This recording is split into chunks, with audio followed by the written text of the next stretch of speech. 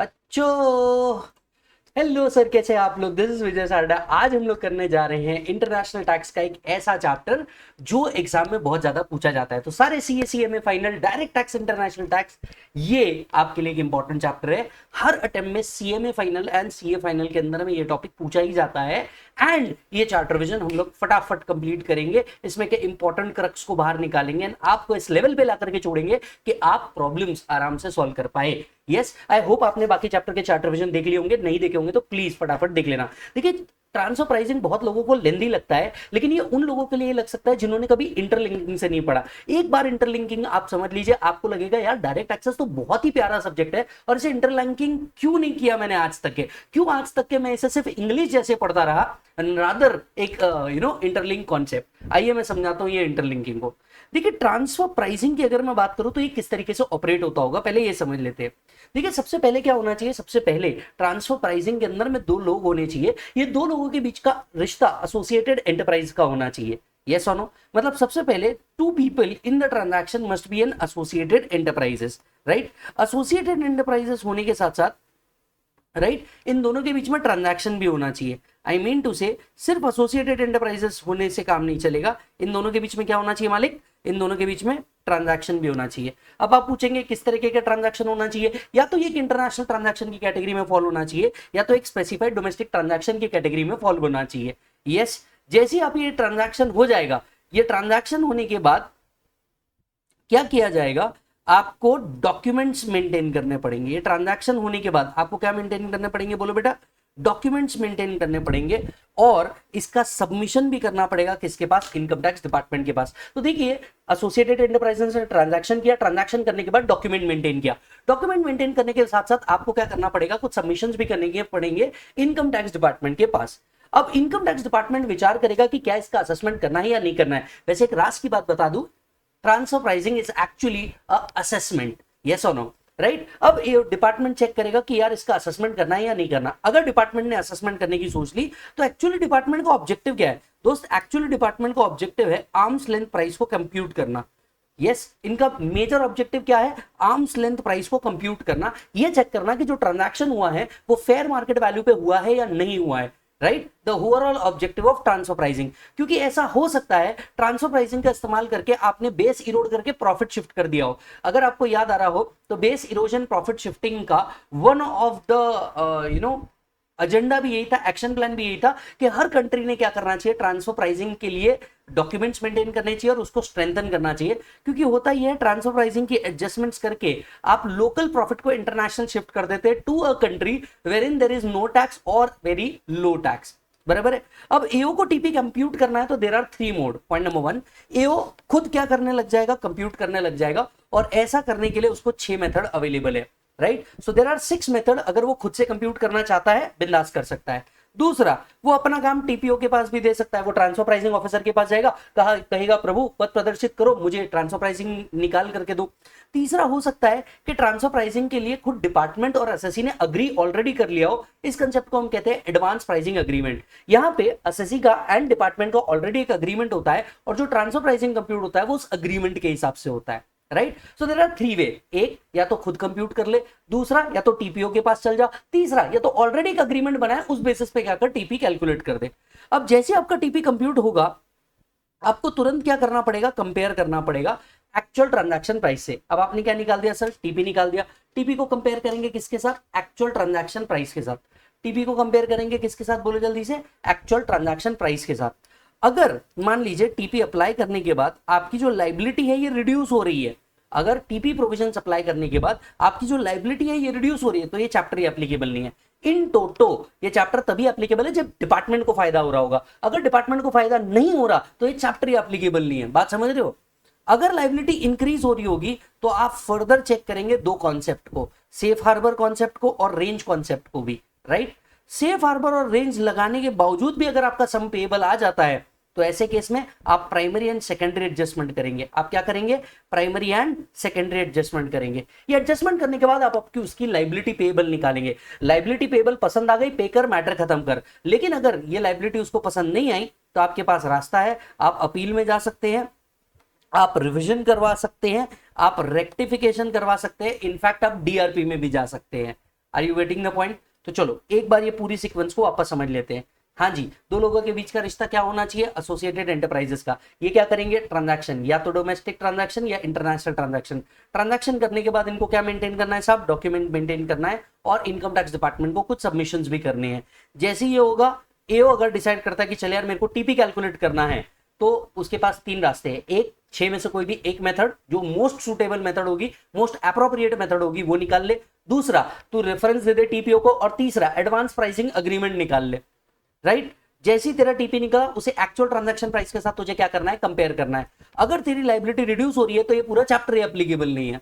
Right? अगर तेरी liability increase हो रही होगी तो तुझे फर्दर दो चेक लगाने हैं। एक को कहा जाता है सेफ हार्बर, दूसरे को कहा जाता है रेंज कॉन्सेप्ट। अगर तूने ये लगा दिया और सम पेएबल आ गया स्टिल, तो फिर फाइनली तुझे प्राइमरी एंड सेकेंडरी एडजस्टमेंट करना है, सम पेएबल निकालना और ऑर्डर इशू करना है। ये ऑर्डर एसएससी को पसंद आया, पे करेगा, मैटर खत्म। अगर ये पसंद नहीं आया तो उसके पास अपील, रिवीजन, रेक्टिफिकेशन और डीआरपी जैसे पावर है, वो इन पावर का इस्तेमाल करके ग्रीवेंस एड्रेसल ले सकता है। Are you getting the point? चलिए एक एक चीज की शुरुआत करते हैं, तब जाके टीपी समझ में आएगा। ओवरऑल पिक्चर हमको समझ में आ गया मालिक। अब एक एक चीज को चालू करते हैं तो ओवरऑल पिक्चर हमारे को और क्लियर हो जाएगा। आते हैं सबसे पहले चार्जिंग सेक्शन के ऊपर। Section 92 is the charging section. Section कहता है, देखिए, किसी भी तरीके का ट्रांजैक्शन जो इनकम से रिलेटेड हो, एक्सपेंडिचर से रिलेटेड हो, इंटरेस्ट से रिलेटेड हो, एलोकेशन ऑफ कॉस्ट से रिलेटेड हो, ये ट्रांजैक्शन जब आप कर रहे हैं, ये आर्म्स लेंथ प्राइस पे होना चाहिए। ये जो ट्रांजैक्शन होना चाहिए, ये आर्म्स लेंथ प्राइस पे होना चाहिए। So any income, expenditure, interest, allocation of resource, allocation of cost with respect to international transaction or specified domestic transaction shall be computed having regards to the arm's length price, having regards to the arm length price। Clear है मालिक? अच्छा, दो बातें और। TP के provision applicable ही नहीं है अगर ये आपकी टैक्सेबल इनकम को रिड्यूस करता है या फिर आपके लॉसेस को इंक्रीज करता है। So the provisions of this chapter is not applicable if it reduce the income chargeable to tax or increase the loss claimed by the SSC। In short, अगर टीपी प्रोविजन लगा के department को फायदा नहीं हो रहा ना बॉस, तो आपको बेनिफिट मिलने ही नहीं वाला। ये सुनो। अच्छा, दूसरा भैया, इफ बोथ एई का मतलब क्या है यहाँ पे? Associated enterprises. If both AE are non resident then TP shall apply only if the income of one of the NR is taxable in income tax act. मान लीजिए दो एनआर है और दोनों एनआर एई है, पर उनका इनकम टैक्स इंडिया में टैक्सेबल ही नहीं है, तो हम टीपी कंप्यूट ही क्यों करेंगे? Make sense? दूसरी बात, deduction expenses interest arising from N international transaction shell also be determined using arms length price. सिर्फ इनकम ही नहीं, जो एक्सपेंसेस भी होंगे और उसका जो इंटरेस्ट का डिडक्शन भी होगा, वो भी आर्म्स लेंथ प्राइस के ही बेसिस पे ही क्या किया जाएगा? कंप्यूट किया जाएगा। लेकिन एक बात जो दिमाग में याद रखनी है, अगर टीपी कैलकुलेट करते वक्त आपकी लायबिलिटी रिड्यूस हो रही है तो ये पूरा चैप्टर एप्लीकेबल नहीं है। अब देखो, कुछ वर्ड्स तो हमने पढ़ लिए, arms length price, international transaction, specified domestic transaction. इन सबके अगर डेफिनेशन भी पता चल जाए तो बहुत अच्छा। Well, to be very honest, exam point of view से डेफिनेशन रेलेवेंट नहीं है, ना ही आर्म्स लेंथ प्राइस की, ना ही इंटरनेशनल ट्रांजैक्शन की, ना ही स्पेसिफाइड डोमेस्टिक ट्रांजैक्शन की। तो आप इस पे इतना ध्यान नहीं दोगे तो भी चल जाएगा।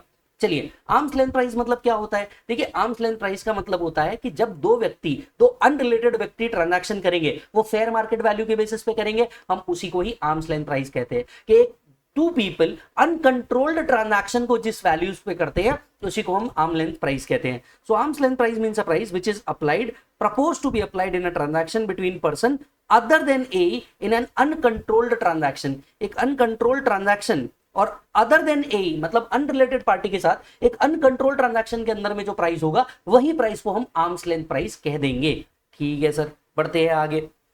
What is an international transaction? साहब, एक ट्रांजैक्शन को हम इंटरनेशनल ट्रांजैक्शन कहेंगे at least one party is non resident और both party is non resident. Come on one again, one party is non-resident or both of whom are non-resident। So international transaction means a transaction between two or more associated enterprises. At least one or both of them must be non-resident, and transaction is in the nature of purchase, sale, lease, provision of services, lending or borrowing money, any other transaction having bearing on profits or mutual agreement for allocation of cost। अच्छा जी, section एक और बात कहता है, deemed international transaction. दो transaction को हम deemed international मान रहे हैं, मतलब इनके ऊपर भी ट्रांसफर प्राइसिंग प्रोविजन लगा दी जाएगी। पॉइंट नंबर 1, एक ऐसा transaction where there is exist a prior agreement between associated enterprise and unrelated party and the terms of the transaction are determined by associated enterprises. हम दो लोगों के बीच में ट्रांजैक्शन जिसमें से एक पार्टी रिलेटेड है, एक पार्टी अनरिलेटेड है, इन दोनों के बीच का ट्रांजैक्शन डीम्ड इंटरनेशनल मान लिया जाएगा अगर इन टर्म्स को कौन डिसाइड कर रहा है, एक एसोसिएटेड एंटरप्राइजेस डिसाइड कर रहा है, तो ये भी एक डीम्ड इंटरनेशनल ट्रांजैक्शन माना जाएगा। Well to be honest exam point of view से ये इतना पार्ट रिलेवेंट नहीं है, तो आप इस पे दिमाग लगाए बिना आगे भी बढ़ सकते हैं। अगेन स्पेसिफाइड डोमेस्टिक ट्रांजैक्शन, ये डेफिनेशंस देखो आपको नहीं पूछने वाले, आपको सीधा बताएंगे this is a specified domestic transaction और इंटरनेशनल ट्रांजैक्शन, एक आधी पार्टी को नॉन रेसिडेंट करके आपको क्वेश्चन आएंगे। आप पास के कोई भी क्वेश्चन उठा करके देख लो, हमारी जो एमआरपी बुक है उसके अंदर का क्वेश्चन आप उठा करके देख लो, आपको समझ में आ जाएगा क्वेश्चन किस प्रकार के आने वाले हैं। ठीक है, अच्छा जी, what is specified domestic transaction? एक जो इंटरनेशनल ट्रांजैक्शन नहीं है वो सब स्पेसिफाइड डोमेस्टिक ट्रांजैक्शन में आता है। दूसरा, where aggregate value of such transaction entered into bye SSC exceed a some of ₹20 crore. अगर वैल्यू ऑफ ट्रांजैक्शन, ये जो नीचे दिए गए ट्रांजैक्शन है, इनकी वैल्यू 20 करोड़ रुपीस के ऊपर जारी होगी तो यस, ये एक स्पेसिफाइड डोमेस्टिक ट्रांजैक्शन बन जाएंगे। अच्छा जी, इस ट्रांजैक्शन में वो सारे ट्रांजैक्शन इंक्लूड होते हैं जो 48(2) में आते हैं। जरा याद करके देखिए, 48(2) मतलब उन लोगों के साथ ट्रांजैक्शन जो हमारे रिलेटिव की क्राइटेरिया में आते हैं, राइट। एनी ट्रांजैक्शन जो 80IA8 और 80IA10 के अंदर में कवर होते हैं, हर वो ट्रांजैक्शन जो 80A के अंदर में कवर होता है, ट्रांजैक्शन जो 10AA SEZ वाले प्रोविजन में कवर हो रहा है, या फिर business transaction between a person specified in section 115 BAB। In short, इन सभी जगह पे ये सारे सेक्शन में स्पेसिफाइड पर्सन या रिलेटिव के क्राइटेरिया दिए हुए हैं। सीधे शब्दों में, रिलेटेड पार्टी के साथ ट्रांजैक्शन जिसकी एग्रीगेट वैल्यू 20 करोड़ के ऊपर जारी होगी, हम इसे स्पेसिफाइड डोमेस्टिक ट्रांजैक्शन कह सकते हैं। गेटिंग द पॉइंट बेटा? अच्छा जी, अब तक हमने क्या पढ़ा? सबसे पहले एसोसिएटेड एंटरप्राइजेस होना चाहिए, और एसोसिएटेड एंटरप्राइजेस के बीच में क्या होना चाहिए? ट्रांजैक्शन। या तो एक इंटरनेशनल ट्रांजैक्शन होना चाहिए where at least one party is non resident, या ये स्पेसिफाइड डोमेस्टिक ट्रांजैक्शन होना चाहिए जहां पे aggregate value of transaction in India exceed ₹20 crore, तो हम इसे ट्रांसफर प्राइसिंग प्रोविजन के अंदर में लेकर के आ सकते हैं। ये क्लियर है मालिक? अच्छा जी, तो हमने ये तो पता कर लिया what is specified domestic transaction, what is international transaction. अब हमें ये सब समझना है कि जिनके साथ ट्रांजैक्शन हो रहा है वो हमारे एसोसिएटेड एंटरप्राइज होना बहुत जरूरी है। देखिए, ट्रांसफर प्राइसिंग का कोई भी प्रैक्टिकल क्वेश्चन आता है ना, इसका फर्स्ट पैराग्राफ का आंसर ही आपका एसोसिएटेड एंटरप्राइजेस प्रूव करना होता है। मतलब मैक्सिमम बच्चे क्या गलती करते हैं इंटरनेशनल ट्रैक्स के अंदर में, वो सिर्फ टीपी निकाल करके आ जाता है जब भी टीपी का क्वेश्चन आता है, और इसीलिए आपको मार्क्स नहीं मिलते। कोई भी ट्रांसफर प्राइसिंग का आंसर ना मालिक, इसको 3 पार्ट में लिखना होता है। First paragraph should always be proving कि दो लोग जो ट्रांजैक्शन कर रहे हैं वो एसोसिएटेड एंटरप्राइजेस।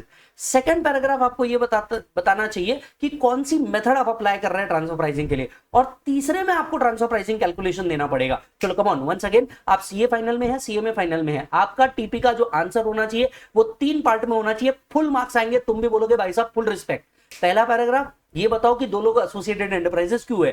दूसरा पैराग्राफ, आप ये बताओ कौन सी मेथड अपनाई जा रही है, और तीसरे में आप टीपी कैलकुलेशन दो, तो आपको पूरे के पूरे मार्क्स मिल जाएंगे ट्रांसफर प्राइसिंग के अंदर में।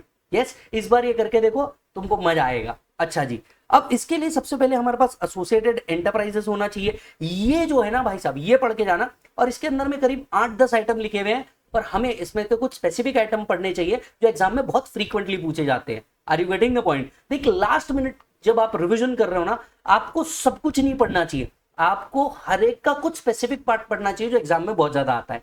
Are you getting the point? हमने रेगुलर और फास्ट ट्रैक के अंदर में इसको बहुत डिटेल में पढ़ लिया, हमने इस पे unless otherwise required time waste नहीं करना चाहिए। आइए इंपॉर्टेंट पॉइंट बताता हूं, जिसको हाईलाइट कर दूंगा वो वाला पार्ट इंपॉर्टेंट रहेगा। पहला, सबसे ज्यादा पूछने वाला, एक कंपनी का दूसरे कंपनी में अगर 26% से ज्यादा का वोटिंग राइट है, राइट, तो दो एंटिटी एक दूसरे को एसोसिएटेड एंटरप्राइजेस माने जाएंगे। So if A control more than 26% of B, ये मान लिया जाएगा A and B are associated enterprises. Yes और no? Point number 2, loans and advance. अगर मान करके चलिए ए ने बी के एसेट्स का 51% से ज्यादा का लोन लिया हुआ है, लोन बी को दिया हुआ है, तो ये मान लिया जाएगा कि बी ने जो एसेट एक्वायर किया है it is out of the money given by A. Yes और no? So it constitute not less than 51% of the book value of total asset of the other enterprises। तो B के total assets का 51% से ज्यादा का loan किसने दिया हुआ है? A ने दिया हुआ है, तो हम मान लेंगे दोनों कौन है? Associated enterprises. तीसरा, गारंटी। अगर दूसरे के बोरोइंग की 10% से ज्यादा की गारंटी ए दे रहा है, सो लेट्स से बी जितनी बोरोइंग कर रहा है उसके 10% से ज्यादा की गारंटी कौन दे रहा है? ए। तो ए और बी के बीच का जो रिश्ता है इसे क्या कहा जाएगा? Associated enterprises. So at least 10% of the total borrowing of other enterprises. C, more than half of the board of directors और वन और more executive directors are appointed by other company. मान लीजिए बी के जो बोर्ड ऑफ डायरेक्टर्स है इससे में से आधे से ज्यादा अपॉइंट करने का पावर ए के पास है। तो ए और बी कौन बन गए भाई साहब? Associated enterprises. मैन्युफैक्चरिंग और processing of goods carried out where it is wholly dependent on the use of intangible or tangible raw material of the other company। भाई साहब बी जो बनाएगा इसका पूरा का पूरा रॉ मटेरियल या फिर इंटेंजिबल्स किसके ऊपर डिपेंडेंट है? ए के ऊपर। तो हम मान लेंगे कि भैया दो लोग कौन है? Associated enterprises. याद करके देखो, हमने एग्जांपल दिया था कोको कोला इंडिया के, जो कोको कोला बनाने का पावर है, जो कॉपीराइट है, वो किसके पास है? कोको कोला यूएसए के पास। तो Coca Cola India and Coca Cola USA ये दोनों क्या माने जाएंगे? Associated enterprises. नेक्स्ट आता है रॉ मटेरियल का क्राइटेरिया। 90% और more of the raw material and consumable are supplied by other enterprises. अगर मान लीजिए हमारे को 10 टन लगता है एंड मोर देन 9 टन कौन प्रोवाइड करता है? अदर पार्टी प्रोवाइड करती है, तो उसका और मेरा रिश्ता क्या कहलाएगा? Associated enterprises. The goods manufactured और processed by one are sold to another और person specified by other and the price are influenced by other enterprises. तो भैया ध्यान से सुनिएगा, हम जिसको गुड्स बेच रहे हैं इसका प्राइस कोई दूसरा पार्टी डिसाइड कर रहा है, तो भैया हमारा रिश्ता क्या कहलाया जाएगा? जो हमारे लिए प्राइस डिसाइड कर रहा है उसके साथ हमारा रिश्ता क्या कहलाएगा? Associated enterprises. Where both entities are controlled by same individual और रिलेटिव और बाय बोथ। अब देखो भैया, Jio Hotstar and Mumbai Indians are controlled by the same family, same person. ये दोनों भी क्या माने जाएंगे? एसोसिएटेड एंटरप्राइजेस माने जाएंगे। Are you getting the point? Interest and concern. One enterprises is a firm, AOP. Other enterprises hold at least 10% of the interest in such firm and such other relation as may be specified. Are you getting the point? ये सारे associated enterprises माने जाएंगे। आपने देखा होगा बहुत सारे item थे, मैंने ले देके 3 से 4 को ही कवर किया। ये 3 से 4 ही आपको मैक्सिमम एग्जाम के अंदर में देखने को मिल जाएंगे। फिर भी मैं हर बच्चे को कहूंगा कि सारा पढ़ के जाओ एक बार का, लेकिन आना इसमें से ही है। सीधी बात, नो बकवास। क्लियर है मालिक? अच्छा, अब देखिए वापस से आइए। तो भैया दो लोग कौन होने चाहिए? Associated enterprises. जैसे ये एसोसिएटेड एंटरप्राइजेस बन गए, यस, जैसे ये क्या बन गए? एसोसिएटेड एंटरप्राइजेस बन गए, इन दोनों के बीच में क्या होगा? ट्रांजैक्शन। ये ट्रांजैक्शन स्पेसिफाइड डोमेस्टिक ट्रांजैक्शन भी हो सकता है, इंटरनेशनल ट्रांजैक्शन भी हो सकता है। अब इसके बाद आपको क्या मेंटेन करना है? डॉक्यूमेंट्स मेंटेन करने। क्या मेंटेन करना है दोस्त? डॉक्यूमेंट्स मेंटेन करने हैं। आओ इधर, डॉक्यूमेंट्स मेंटेनेंस, ये सेक्शन काम का सेक्शन है, इसे मैं मार्क कर रहा हूं इंपॉर्टेंट। राइट, डॉक्यूमेंट मेंटेनेंस वाला जो सेक्शन है ये इंपॉर्टेंट है। इसके नीचे का जो रूल डी है ये काम की चीज नहीं है। समझ में आई बात? देखो, पढ़ो, सिलेक्टिवली पढ़ो, वो पढ़ो जो एग्जाम में बहुत ज्यादा आता है। 92 डी एग्जाम में आता है, ये रूल 10 डी नहीं आता। चलिए आइए बात करते हैं 92 डी क्या कहता है। देखिए, हर वो व्यक्ति जो इंटरनेशनल ट्रांजैक्शन या स्पेसिफाइड डोमेस्टिक ट्रांजैक्शन में एंटर कर रहा है, इसको डॉक्यूमेंट मेंटेन करने की जरूरत है। राइट, और constituent entity of an international group को भी क्या करने की जरूरत है? डॉक्यूमेंट मेंटेन करने की जरूरत है। अच्छा, अगर आप कुछ कंडीशन स्पेसिफाई कर रहे हैं या सॉल्व कर रहे हैं तो आपको कंट्री बाय कंट्री रिपोर्टिंग भी मेंटेन करने की जरूरत है 286 के हिसाब से। ये जो डॉक्यूमेंट है ये 8 ईयर्स के लिए क्या किए जाते हैं? मेंटेन किए जाते हैं। राइट, और एओ अगर नोटिस देता है तो ये नोटिस और ये डॉक्यूमेंट्स और ये इंफॉर्मेशन आपको एओ तक के पहुंचानी होती है विद इन 30 डेज। तो मेनली इस सेक्शन में 3 बातें की गई है। पॉइंट नंबर 1, डॉक्यूमेंट मेंटेन करना है। पॉइंट नंबर 2, डॉक्यूमेंट के साथ साथ हो सकता है आपको कंट्री बाय कंट्री रिपोर्टिंग भी देनी पड़े। पॉइंट नंबर 3, एओ के पास पावर है, ये इंफॉर्मेशन मंगा सकते हैं। खत्म, ये 3 पॉइंट याद रखने का। So every person who enter into international specified domestic transaction shall maintain it. Every person being constituent entity of an international group shall maintain books of accounts, document जो सीबीडीटी ने बताया वो, furnish the information as given in country by country reporting as it required to be gift for 8 years. कितने साल तक के रखना पड़ेगा दोस्त? 8 ईयर्स तक के आपको ये रखना पड़ेगा। AO may during the proceeding require the person entering into international transaction to furnish the information within 30 days or such further extended time not exceeding 30 days। 30 days के अंदर में AO आपसे इंफॉर्मेशन मंगा सकता है, इंफॉर्मेशन देनी भी पड़ेगी।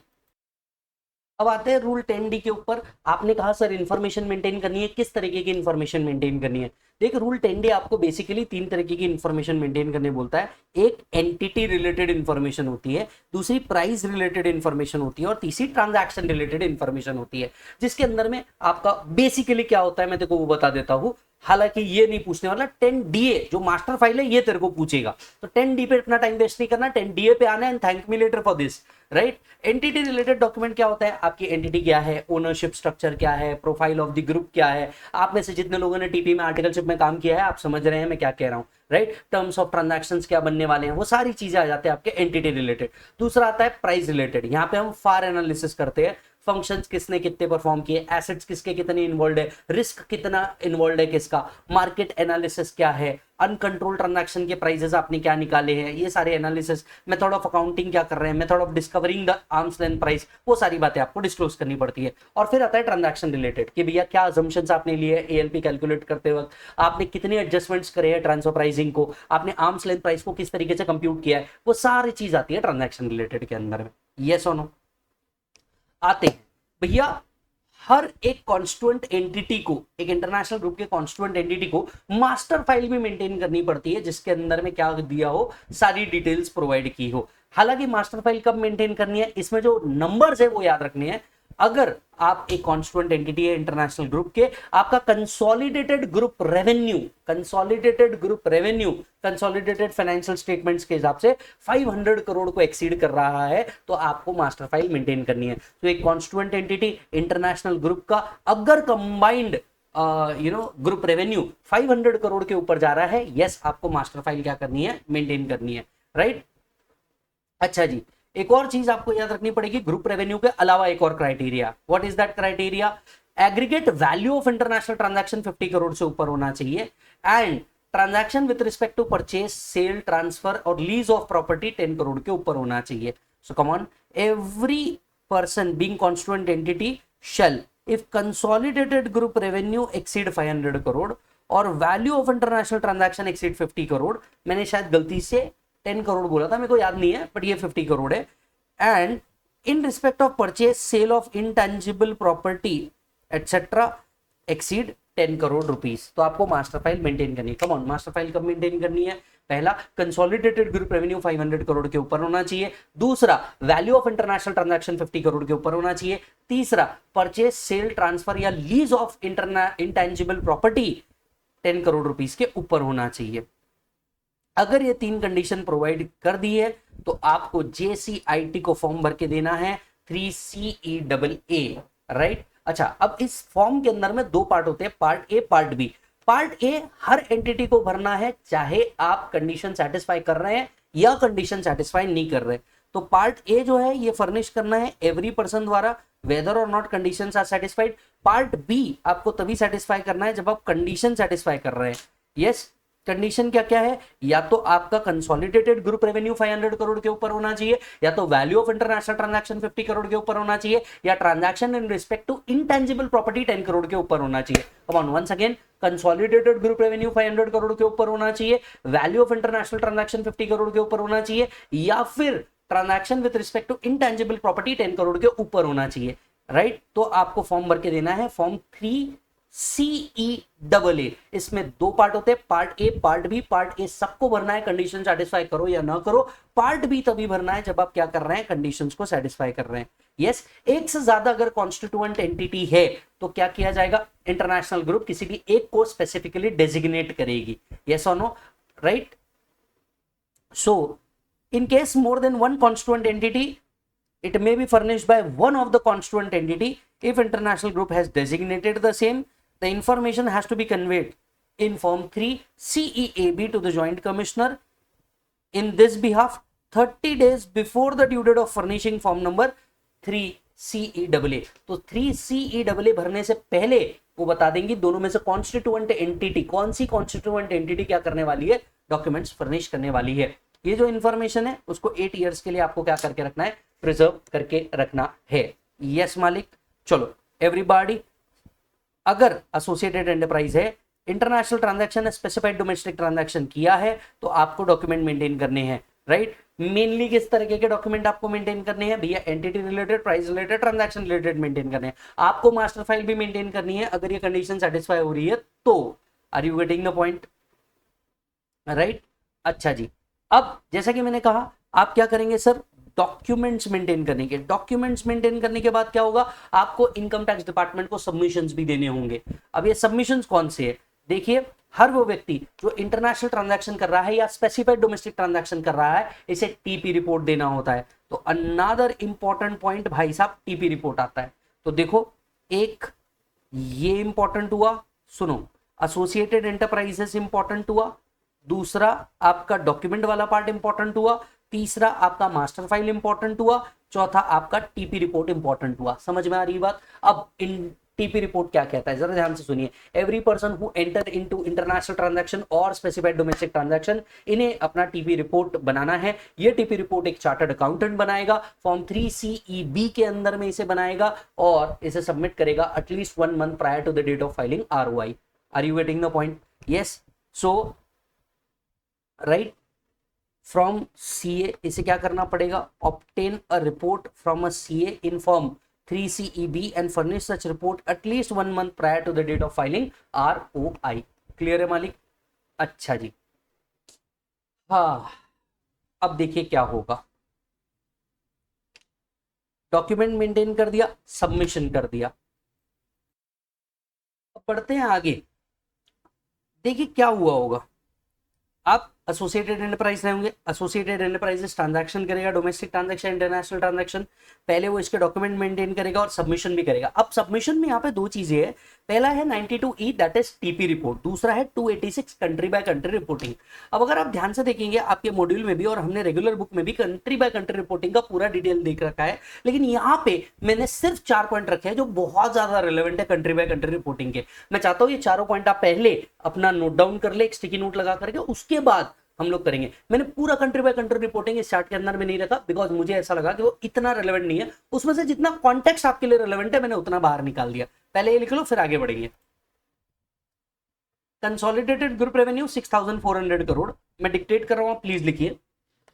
Consolidated group revenue of 6400 crore,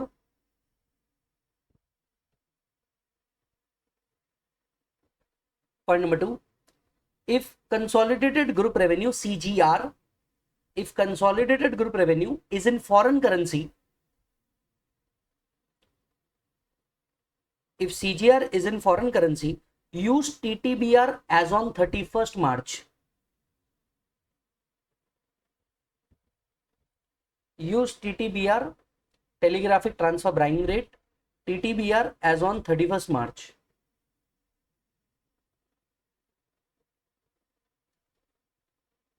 Third point, submit within 12 months from the end of accounting year, submit within 12 months from the end of accounting year।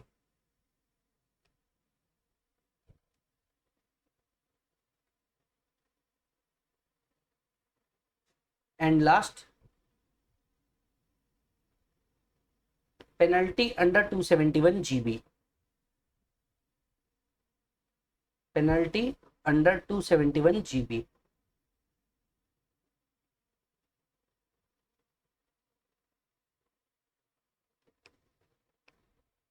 Done. अभी कंट्री बाय कंट्री रिपोर्टिंग क्या क्या होती है, देखिए एक दिक्कत थी जिसको आप बहुत प्रैक्टिकली समझ सकते हैं। मान लीजिए अगर मैंने कोई इंटरनेशनल एंटिटी को पकड़ भी लिया कि भी वो क्या कर रहे होंगे, बेस इरोड करके प्रॉफिट शिफ्ट कर रहे होंगे, पर दिक्कत ये थी कि कितने लोगों के साथ इनका ट्रांजैक्शन है। पहली बात आप ये पता कैसे करोगे, वो एंटिटी कितनी अलग अलग कंट्रीज में है पता कैसे करोगे, वो एंटिटी वहां किस नाम से ऑपरेट कर रही है पता कैसे करोगे। तो जब तक आपके एरिया ऑफ ऑपरेशंस कितनी अलग अलग कंट्रीज में है पता ना चले, उनके साथ आपके किस तरीके के ट्रांजैक्शन है पता ना चले, तो तब तक के आप टीपी प्रोविजन अप्लाई किस पे करोगे। इसीलिए क्या किया गया, बेस इरोजन प्रॉफिट शिफ्टिंग के एक्शन प्लान्स के अंदर में, बेप्स के एक्शन प्लान के अंदर में कहा गया, हर कंट्री को कहा गया कि आप कंट्री बाय कंट्री रिपोर्टिंग लेना चालू करो। तो यूनाइटेड अरब एमिरेट्स हो गया, ऑस्ट्रेलिया हो गया, इंडिया हो गया, इन्होंने country by country reporting requirement रख दी। मतलब आप as a group entity, constituent entity या अल्टरनेट रिपोर्टिंग एंटिटी, आप बताइए आपके अलग अलग कौन सी कंट्री के अंदर में एंटिटीज है, इन एंटिटीज के बारे में आप पूरी इंफॉर्मेशन हमें दीजिए, इनके साथ आप किस तरीके के ट्रांजैक्शन करते हैं आप हमें पूरी इंफॉर्मेशन दीजिए। अब ये information that is country by country reporting आपको सबमिट कब करनी है, जब पूरे एंटिटी का कंसोलिडेटेड ग्रुप रेवेन्यू 6400 करोड़ के ऊपर रहा। ये मुझे लगता है एमसीक्यू पार्ट में पूछा जा सकता है। अच्छा, ऐसा हो सकता है कि कंसोलिडेटेड ग्रुप रेवेन्यू जो शो कर रहे हैं आप वो एक फॉरेन करेंसी में शो कर रहे हैं, ऐसे केस में आपको उसे इंडियन करेंसी में कन्वर्ट करना पड़ेगा using telegraphic transfer buying rate as on 31st March, using telegraphic transfer buying rate as on 31st March। अच्छा जी, आपको ये कंट्री बाय कंट्री रिपोर्टिंग कब तक सबमिट करनी है, अकाउंटिंग ईयर खत्म होते ही 12 मंथ्स के अंदर में आपको इसे सबमिट करना है, और इसके नॉन कंप्लायंसेस के ऊपर पेनल्टी लगती है 271 जीबी के हिसाब से, 271 जीबी के हिसाब से। हालांकि अगर आप नोट्स ओपन करके देखेंगे रेगुलर नोट्स, इसके ऊपर लगभग 5 से 6 आइटम है कंट्री बाय कंट्री रिपोर्टिंग के अंदर में, और क्या क्या आता है, कौन कौन सी इंफॉर्मेशन देनी है, वो सब भी लिखा है। As of now exam point of view के लिए 4 पॉइंट आपके काम के हैं, ये 4 पॉइंट को आपको रट लेना है, ठीक है मालिक। अच्छा जी, अब आते हैं आगे। अब देखिए, एक बार डॉक्यूमेंट्स मेंटेन हुए, डॉक्यूमेंट्स मेंटेन होने के बाद आपका इनकम टैक्स डिपार्टमेंट में सबमिशन हो गया, या तो आप टीपी रिपोर्ट सबमिट करेंगे, कंसोलिडेटेड ग्रुप रेवेन्यू 6400 करोड़ के ऊपर है तो कंट्री बाय कंट्री रिपोर्टिंग भी सबमिट होगी। इस बेसिस पे एओ सोचेगा असेसमेंट करना है या असेसमेंट नहीं करना, यानी एओ यहां पर डिसाइड करेगा असेसमेंट करना है या असेसमेंट नहीं करना, ये दो रास्तों की तरफ हो जाएगा।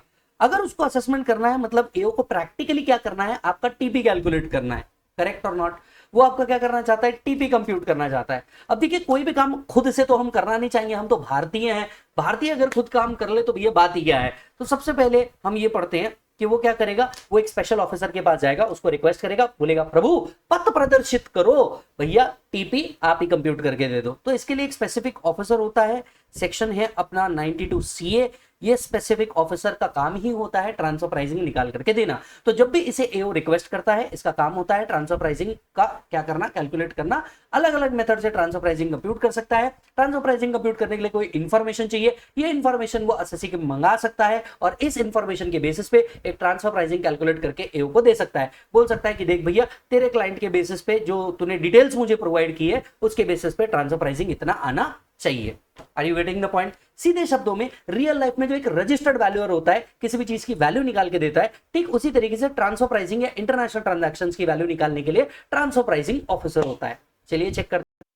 जी सर, आते हैं नेक्स्ट सेक्शन के ऊपर। नेक्स्ट सेक्शन है 92 CA, जिसके अंदर में हुआ है अमेंडमेंट। फाइनेंस एक्ट 25 ने इसके अंदर में किया है अमेंडमेंट। अब क्या कहता है, अब देखिए रेफरेंस टू टीपीओ बेसिकली क्या होता है कि आप जा सकते हैं किसके पास, टीपीओ के पास जाकर के आप बोल सकते हैं कि हे टीपीओ, इसमें बहुत टाइम लग रहा है, तू मेरे लिए क्या निकाल दे, ट्रांसफर प्राइसिंग निकाल दे। तो ट्रांसफर प्राइसिंग ऑफिसर एक ऑफिसर होता है जो आपके लिए क्या निकाल देता है, ट्रांसफर प्राइसिंग निकाल देता है, और एओ इनके बेसिस पे क्या करता है, ट्रांसफर प्राइस कैलकुलेट करता है। तो देखिएगा टीपीओ कौन रह सकता है, टीपीओ मींस अ जेसी और ACDC which is authorised by CBDT, where AO consider it necessary may with the previous approval of CIT refer the computation of ALP to TPO. तो एएलपी के computation के लिए आप किसके पास जा सकते हैं अप्रूवल लेने के लिए, सीआईटी बीसीआईटी के पास, वो अप्रूव कर सकता है कि आप टीपीओ के पास जाइए।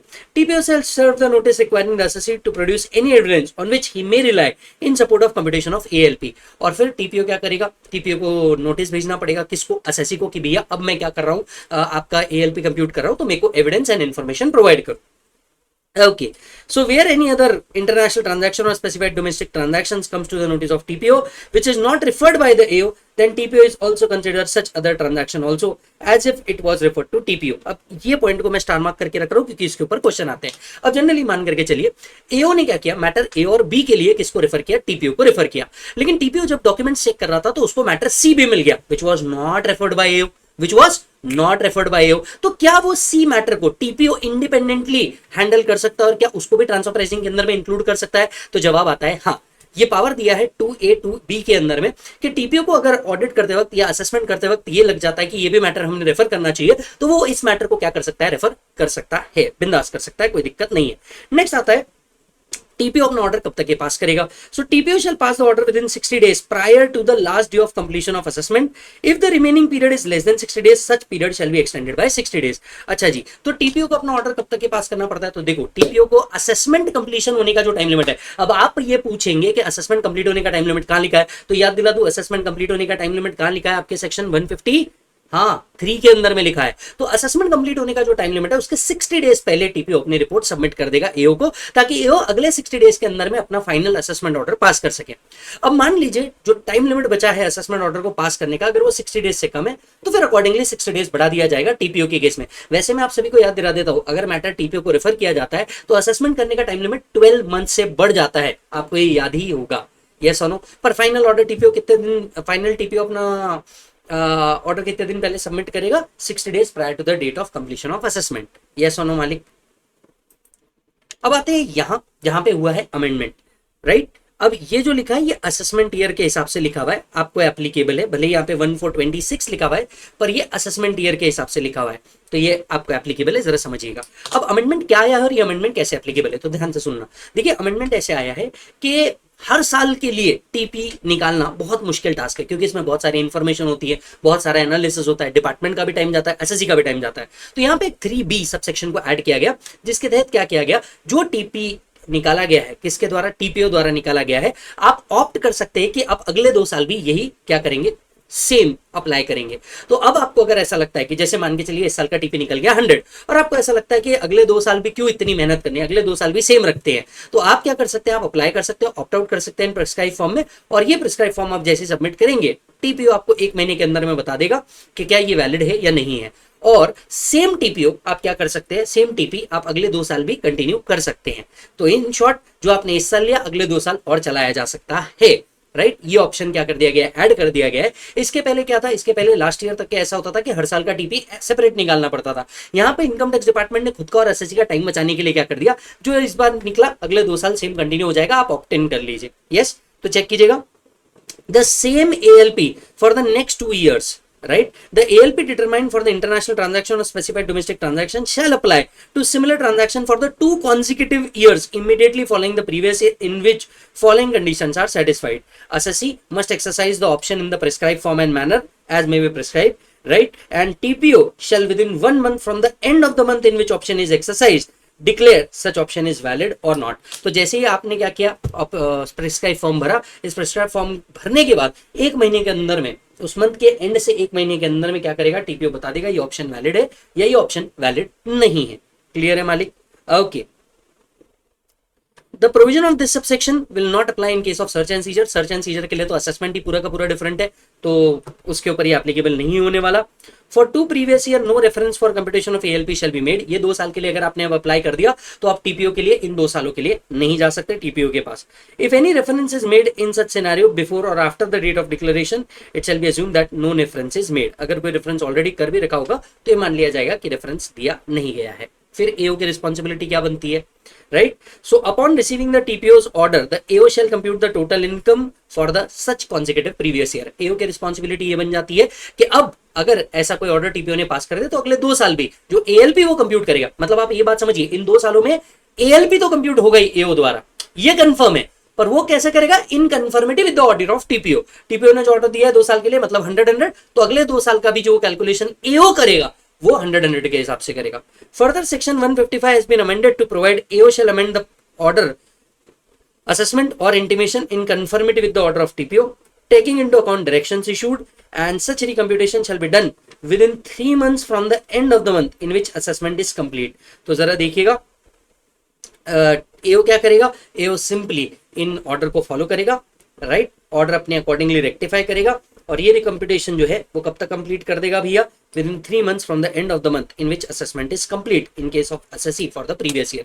सो अगले साल भी अगर असेसमेंट हुआ तो असेसमेंट कंप्लीट होते ही 3 months के अंदर में वो ये अपडेटेड टीपी लेकर के फाइनल असेसमेंट ऑर्डर वो पास करेगा। क्लियर है?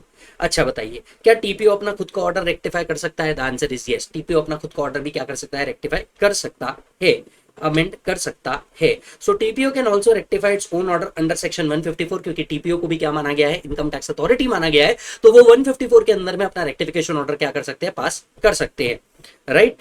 ओके, अगर मैटर टीपीओ के पास गया है तो असेसमेंट ऑर्डर पास करने का जो टाइम लिमिट है वो कितने से बढ़ जाता है, 12 months, दैट इज 1 year से वो बढ़ जाता है। एक सबसेक्शन 11 भी यहाँ पे क्या किया गया है, ऐड किया गया है फाइनेंस एक्ट 25 के द्वारा, तो वो भी चेक कर लीजिए। इफ एनी डिफिकल्टी अराइज, अगर इसको अप्लाई करने में कोई डिफिकल्टी अराइज हुई है तो बोर्ड क्या कर सकता है, अप्रूवल गाइडलाइन निकाल सकता है या कोई ऑर्डर भी पास कर सकता है। ये अमेंडमेंट इतना रेलेवेंट नहीं है, इस पूरे अमेंडमेंट में 2 चीजें काम की है। पहला कि अब सेम टीपी अगले 2 साल के लिए अप्लाई किया जा सकता है, ये एक काम की चीज है। दूसरे काम की चीज क्या है कि भैया एओ अकॉर्डिंगली अपना 2 साल के असेसमेंट कैलकुलेट करेगा, उन 2 सालों के लिए असेसमेंट भी होगा, एएलपी भी निकलेगा, पर एएलपी किस तरीके से निकलेगा, जिस तरीके से टीपीओ ने पहले साल में निकाला था। क्लियर है मालिक? चेक करो। यस। अब वापस इधर आइए। एक तरीका क्या था एएलपी कंप्यूट करने का, एक तरीका एएलपी कंप्यूट करने का ये था कि आप ट्रांसफर प्राइसिंग ऑफिसर के पास जाए, ट्रांसफर प्राइसिंग ऑफिसर के पास जाकर के बोले हे ट्रांसफर प्राइसिंग ऑफिसर मुझे क्या कैलकुलेट करके दे, आर्म्स लेंथ प्राइस कंप्यूट करके दे। दूसरा तरीका क्या है, दूसरा तरीका है एओ अपने हिसाब से on the basis of information available वो खुद निकाले, और खुद निकालने के लिए यहां पे 6 मेथड्स दी गई है। यही पे आपको वो सारी मेथड्स डिस्कस करनी है, CUP method, RSP method, CPM, TNNM, profit split method, हाँ बस वो सारी मेथड यहाँ पे डिस्कस करनी है भाई साहब अपने को। आ जाओ, आ जाओ। हाँ जी, तो एएलपी कैसे कंप्यूट करेंगे, सेक्शन 92 सी बोल रहा है। कौन सा सेक्शन बोल रहा है भाई साहब, 92 सी बोल रहा है। एएलपी कैसे कंप्यूट करेंगे, तो भैया एओ को जब भी एएलपी कंप्यूट करना है on the basis of most appropriate method, क्या बोला बेटा मैंने, on the basis of most appropriate method वो क्या कर सकता है, एएलपी कंप्यूट कर सकता है। एएलपी कंप्यूट करने के लिए हमारे पास 6 मेथड दी है, कौन कौन सी method, the ALP shall be determined by the most appropriate method out of the following, इनमें से जो भी डेटा अवेलेबल है, जितना इंफॉर्मेशन अवेलेबल है उस बेसिस पे क्या करेगा वो कंप्यूट करेगा। या तो हो सकती है ये कंप मेथड हो, कंपेरेबल अनकंट्रोल्ड प्राइस मेथड, सबसे ज्यादा क्वेश्चन इस चीज के ऊपर आते हैं, राइट राइट, सबसे ज्यादा क्वेश्चन इस चीज पे आते हैं। दूसरा आरएसपी रीसेल प्राइस मेथड, इस पे इतने क्वेश्चन नहीं आते। तीसरा इस पे क्वेश्चन आते हैं कॉस्ट प्लस मेथड, राइट, तो कॉस्ट प्लस मेथड के बेसिस पे कंप्यूटेशन हो सकता है। चौथा प्रॉफिट स्प्लिट मेथड, ये तब एप्लीकेबल है जब दो एई मिलके काम कर रहे हैं, कंबाइंड प्रॉफिट आ रहा है और इसको स्प्लिट किया जा रहा है। Transactional net margin method, related party के साथ ट्रांजैक्शन किया तो प्रॉफिट मार्जिन कितना, अनरिलेटेड पार्टी के साथ ट्रांजैक्शन किया तो कितना प्रॉफिट मार्जिन, उसके बेसिस पे TNNM method and such other method as may be prescribe by the board. तो कम ऑन, कितनी मेथड है, पहला है कप मेथड, दूसरा है आरएसपी, तीसरा है सीपीएम, चौथा है पीएसएम, पांचवा है टीएनएनएम और छठवा है such other method as may be prescribe. बहुत बढ़िया भाई साहब, such other method as may be prescribe. अच्छा देखिए, ऐसा हो सकता है कि एक से ज्यादा एएलपी कंप्यूट हो जाए मेथड से। अगर एक से ज्यादा एएलपी कंप्यूट हो गया तो you have to take the average of both, where more than one ALP is determined, the ALP shall be taken as arithmetical mean of such prices. Yes or no?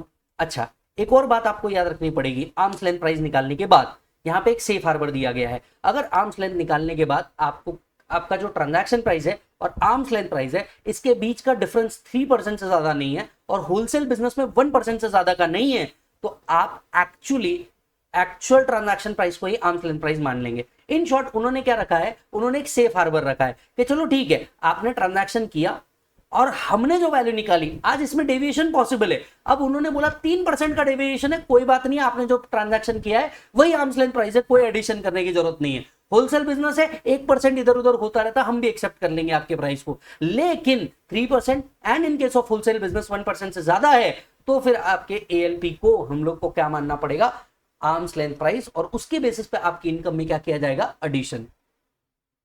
If the difference between arms length price and transaction price is up to 3%, 1% in case of wholesale business of actual transaction price, then such difference shall be ignored and actual transaction price shall be treated as arms length price। वो कहते हैं ना थोड़ा 19-20 का फर्क है, तो 19-20 का फर्क होगा ना भाई साहब, तो हम एडजस्ट कर लेंगे। ये 19-20 यहाँ पे क्या है, 3%। अगर एएलपी जो हमने कंप्यूट किया और आपने जो ट्रांजैक्शन किया था इसमें डिफरेंस 3% का ही है, होलसेल बिजनेस है 1% का ही है, तो हम डिफरेंस को इग्नोर करेंगे, हमने बोलेंगे तुमने जो किया वो मार्केट वैल्यू पे किया, चलो कोई बात नहीं। If the difference is more than 3%, then entire difference shall be added to the income of assessee। तो भैया पॉइंट नंबर 1, 6 में से कोई भी मेथड से निकालो, अगर मेथड से निकालने पे एक से ज्यादा वैल्यू आई ले लो आप दोनों का एवरेज। दूसरा, अगर ट्रांजैक्शन प्राइस और आर्म्स लेंथ प्राइस के बीच में 3% से ज्यादा का गैप नहीं है, होलसेल बिजनेस में 1% से ज्यादा का गैप नहीं है, कोई बात नहीं भाई साहब, आप क्या कर लीजिए, एक्चुअल ट्रांजैक्शन प्राइस को ही आप आर्म्स लेंथ प्राइस मान लीजिए। यहाँ पे होलसेल बिजनेस का डेफिनेशन दिया है, एग्जाम पॉइंट ऑफ व्यू से इतना रेलेवेंट नहीं, फिर भी मैं चाहता हूं एक बार तो रीड कर ही लो।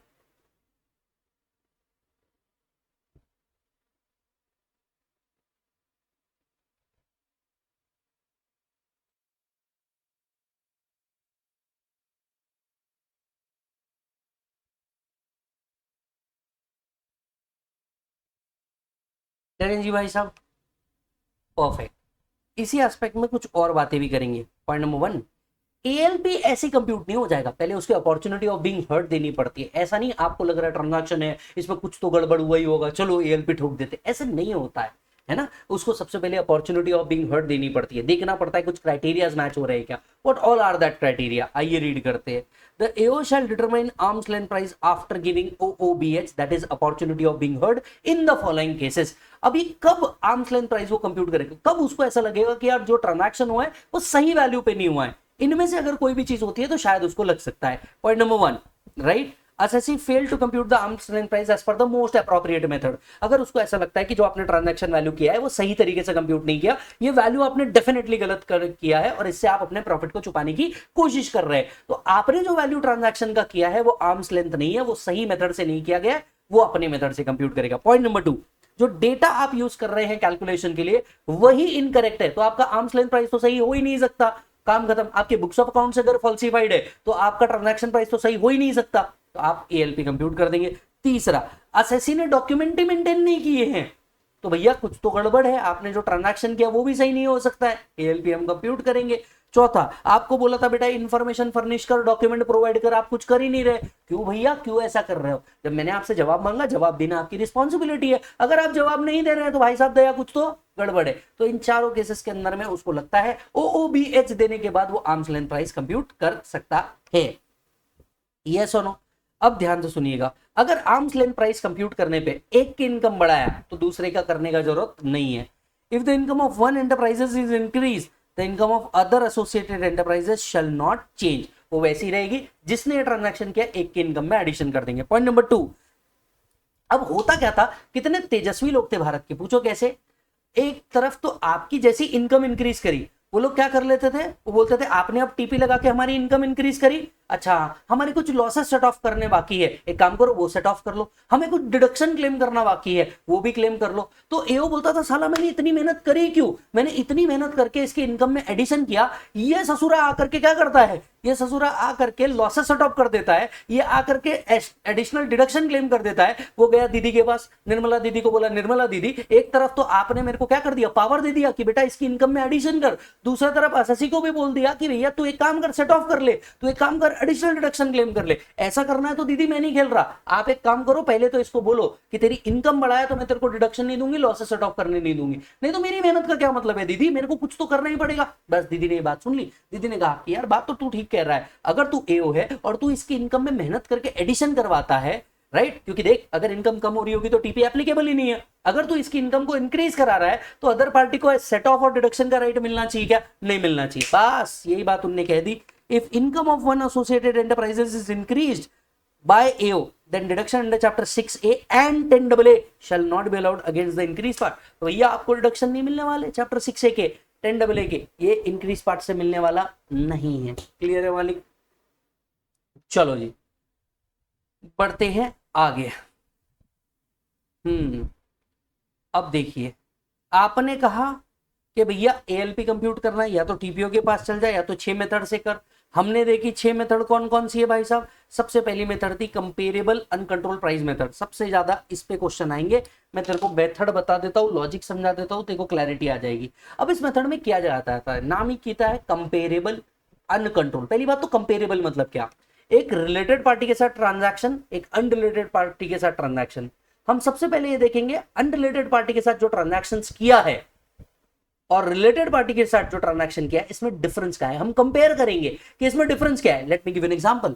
अनरिलेटेड पार्टी को जो प्राइस चार्ज किया गया है वो चार्ज किया गया है 20 रुपीज, और रिलेटेड पार्टी को जो चार्ज किया गया है वो चार्ज किया गया है 10 रुपीज।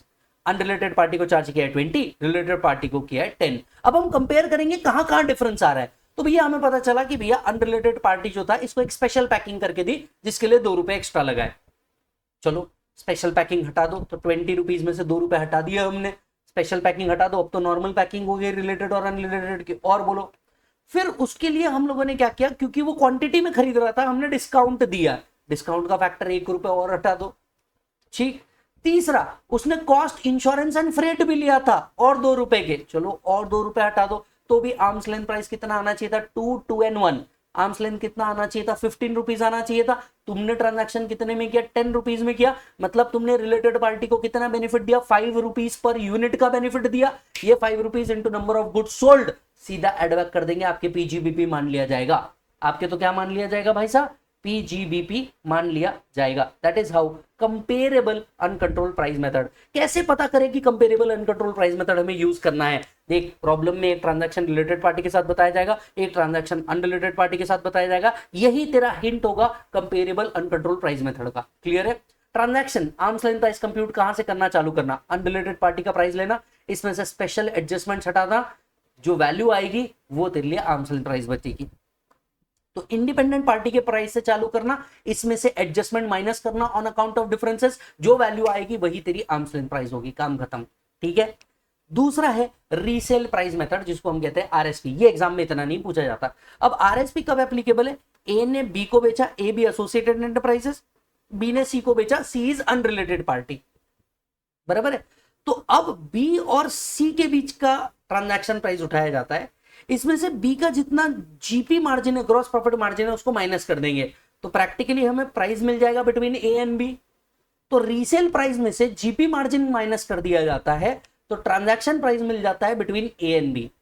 तो resale price by associated enterprises, इसमें से जीपी मार्जिन माइनस कर दिए, परचेस रिलेटेड एक्सपेंसेस माइनस कर दिए, एड लेस कर दिया ऑन अकाउंट ऑफ डिफरेंसेस, ये आ गया आपका आर्म्स लेंथ प्राइस। सीधे शब्दों में रीसेल प्राइस में से, अज्यूम करो मैंने किसी से खरीदा और किसी को रीसेल किया, तो रीसेल प्राइस में से मेरा प्रॉफिट हटाया, मेरे एक्सपेंसेस हटाए बेचने के, yes, adjustment on account of functional differences जो अनरिलेटेड पार्टी को नहीं की जा रही है वो हटा दिया, काम खत्म, हमारा प्राइस मिल जाएगा आर्म्स लेंथ प्राइस। तीसरा आता है कॉस्ट प्लस मेथड, इसको पूछा जाता है एग्जाम में। ये कॉस्ट प्लस मेथड कब एप्लीकेबल है, जब ए एक मैन्युफैक्चर करने के बाद गुड्स किसको सेल कर रहा है, बी, जो आपका कौन है, एसोसिएटेड एंटरप्राइजेस। तो देखिए ये हिंट कैसी मिलेगी, पहले बताया जाएगा दोनों एसोसिएटेड एंटरप्राइजेस है, फिर बताया जाएगा ए गुड्स किसको सेल कर रहा है, बी को सेल कर रहा है।